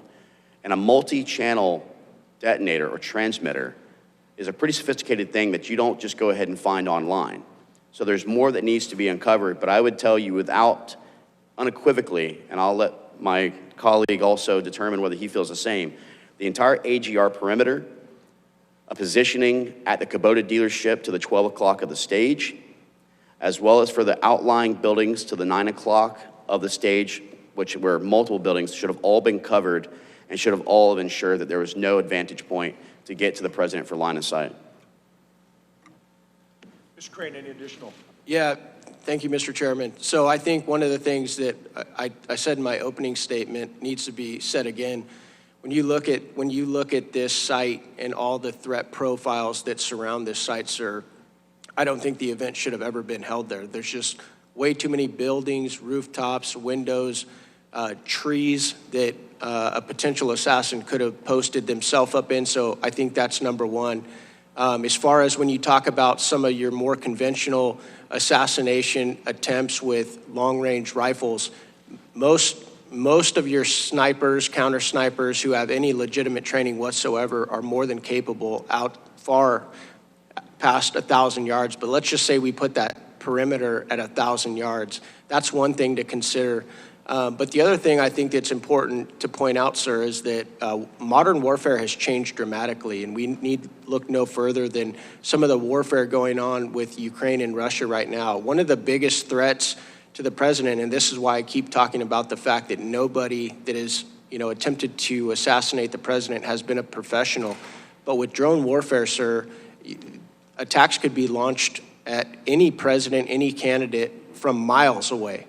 And if we can't stop a 20-year-old kid with no military experience who gets within 150 yards of the president with an AR-15 and then gets off several shots at the president, I have very little faith that we'd be able to stop a coordinated drone attack along with assault teams and snipers. And so that's one of the things that I want to continue to harp on. One of the things Dan Bongino told us, Mr. Chairman, is that the Secret Service, while he was there, was allergic to innovation. They were allergic to, any attempt to keep, their security systems appropriate and relative to the threats that modern warfare present. Dan Bongino even said that it took them decades, sir, to even start using slings on their primary weapons. Anybody who's ever, been in law enforcement on a SWAT team or in the military that has a primary and a secondary weapon knows that if you don't have a sling, sir, and you have to transition to your secondary weapon, what are you going to do with that gun? You're just going to throw it on the ground or give it to somebody? What if you have to climb a ladder? What if you have to do prisoner handling? And so if it took the Secret Service decades to even implement such basic, gear transformations, it's very concerning that they're going to be able to handle some of these modern threats that are now very likely as modern warfare has adapted. No, thank you. I'm aware of this whole area for trying to figure out where I am in life. About 60-some years, I know this area. As you just pointed out, and we've talked about before, one of my main concerns when I found out this was going to be the place, I said, this is going to be almost impossible for safety and security. At this moment, though, I want to turn around and have Ms. Laura Lee, why don't you take 5 minutes to ask our panel the questions you want to ask? What? Well, I just want to thank you both so much for being here. Your unique backgrounds and your insight about this subject matter is very valuable to us, and I appreciate you taking the time to participate in our hearing. I know you both have had an opportunity to cover in your statements some of the key things that you think are important for both the public and the committee to understand about the incident in Butler.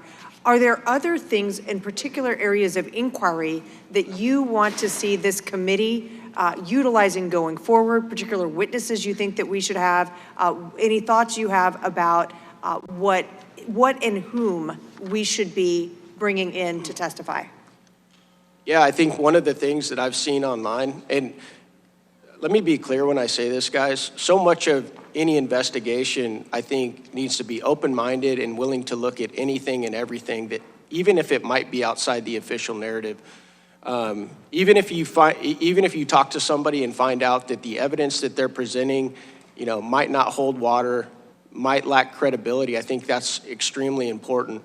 One of the videos that I've seen online is from a gentleman named John Colin, who talks about the possibility of a second shooter, and he shows a video, Miss Lee, where in this video, he shows a bullet traveling down a path and the disruption that round supposedly makes, and then flies into one of the stadium fence railings. That shows that it would have been very, very difficult for that round to travel the path that it did had it come from Thomas Crooks. I think that you need to bring this gentleman in, see his evidence, and if you don't think it holds water, then you need to make that assessment. But that was one of the things I said in my opening testimony. Far too often, especially as representatives, we're scared that if we investigate something that others are saying might be conspiratorial, then that might defame us or give us a lack of credibility. But I think any investigation out there that's worth its salt will look at any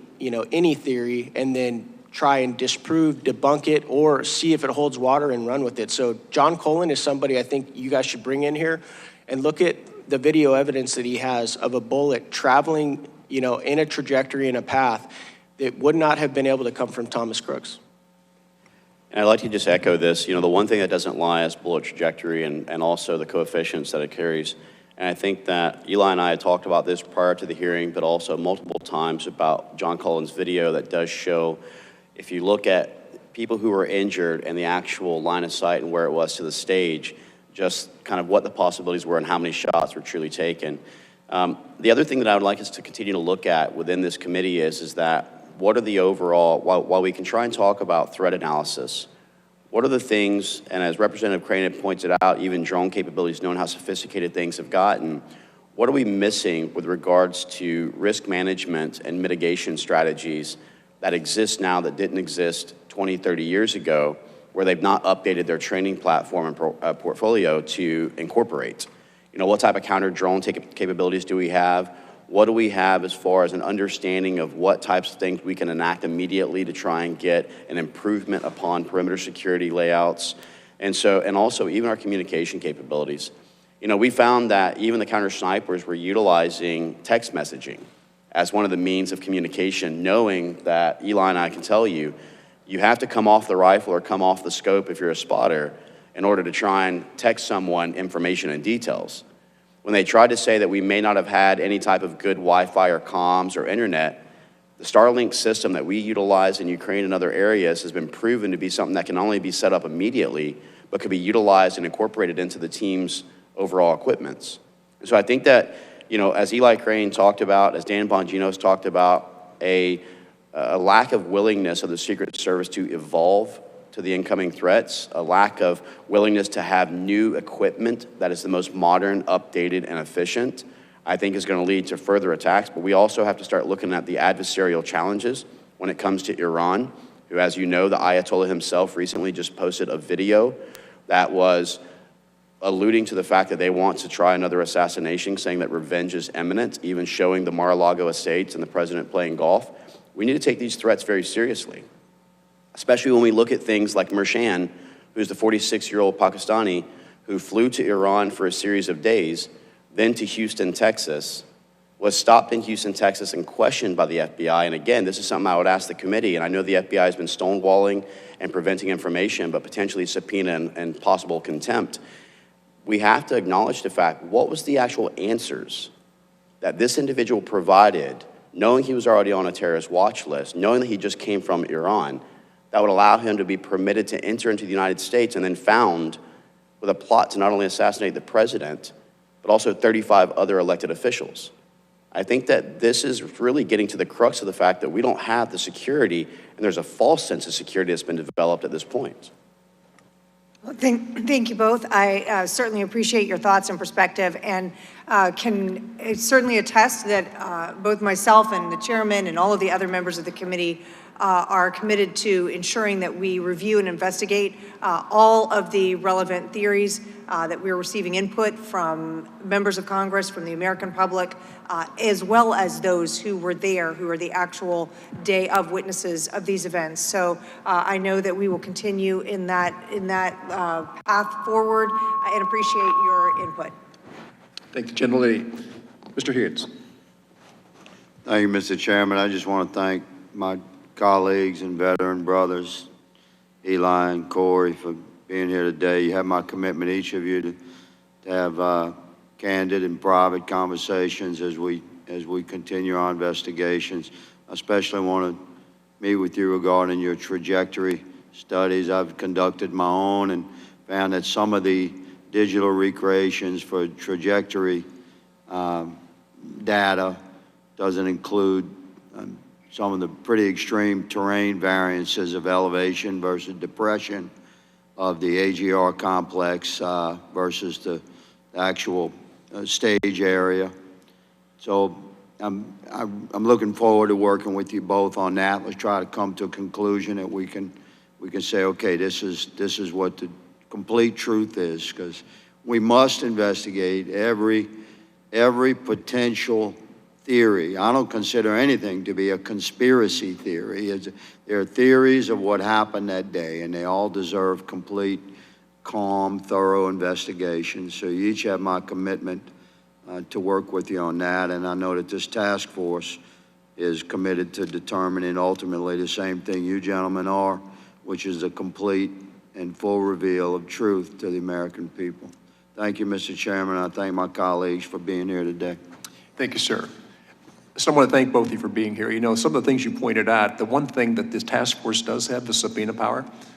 And when you talk about people slow walking you and people not answering questions completely, that's our job to say, you know what, I understand you don't want to answer that question, but I want you to understand that we are going to be sure that you answer that question. The American people deserve to know the truth. I keep hearing they're not strong enough to stand it. They are strong enough to stand it, and if not now, when? I believe we are at a very dangerous time. A very, very dangerous time, and we have our eyes closed and our ears plugged saying, no, that's not happening. It is happening, and it's very dangerous. I want to thank both of you for your expertise. I want to thank both of you for your courage to come forward and bring that information out. I also want to thank the task force that has been working tirelessly and will continue to work tirelessly until we get to the end. But when we get to the end, it will be a finished piece of work, one that is complete in every way, that we will have exhausted everything we can do to get to the truth and make sure that the American people have the faith, the trust, and the confidence that they need to have in our agencies. Thank you both for being here. And without objection, the committee is adjourned.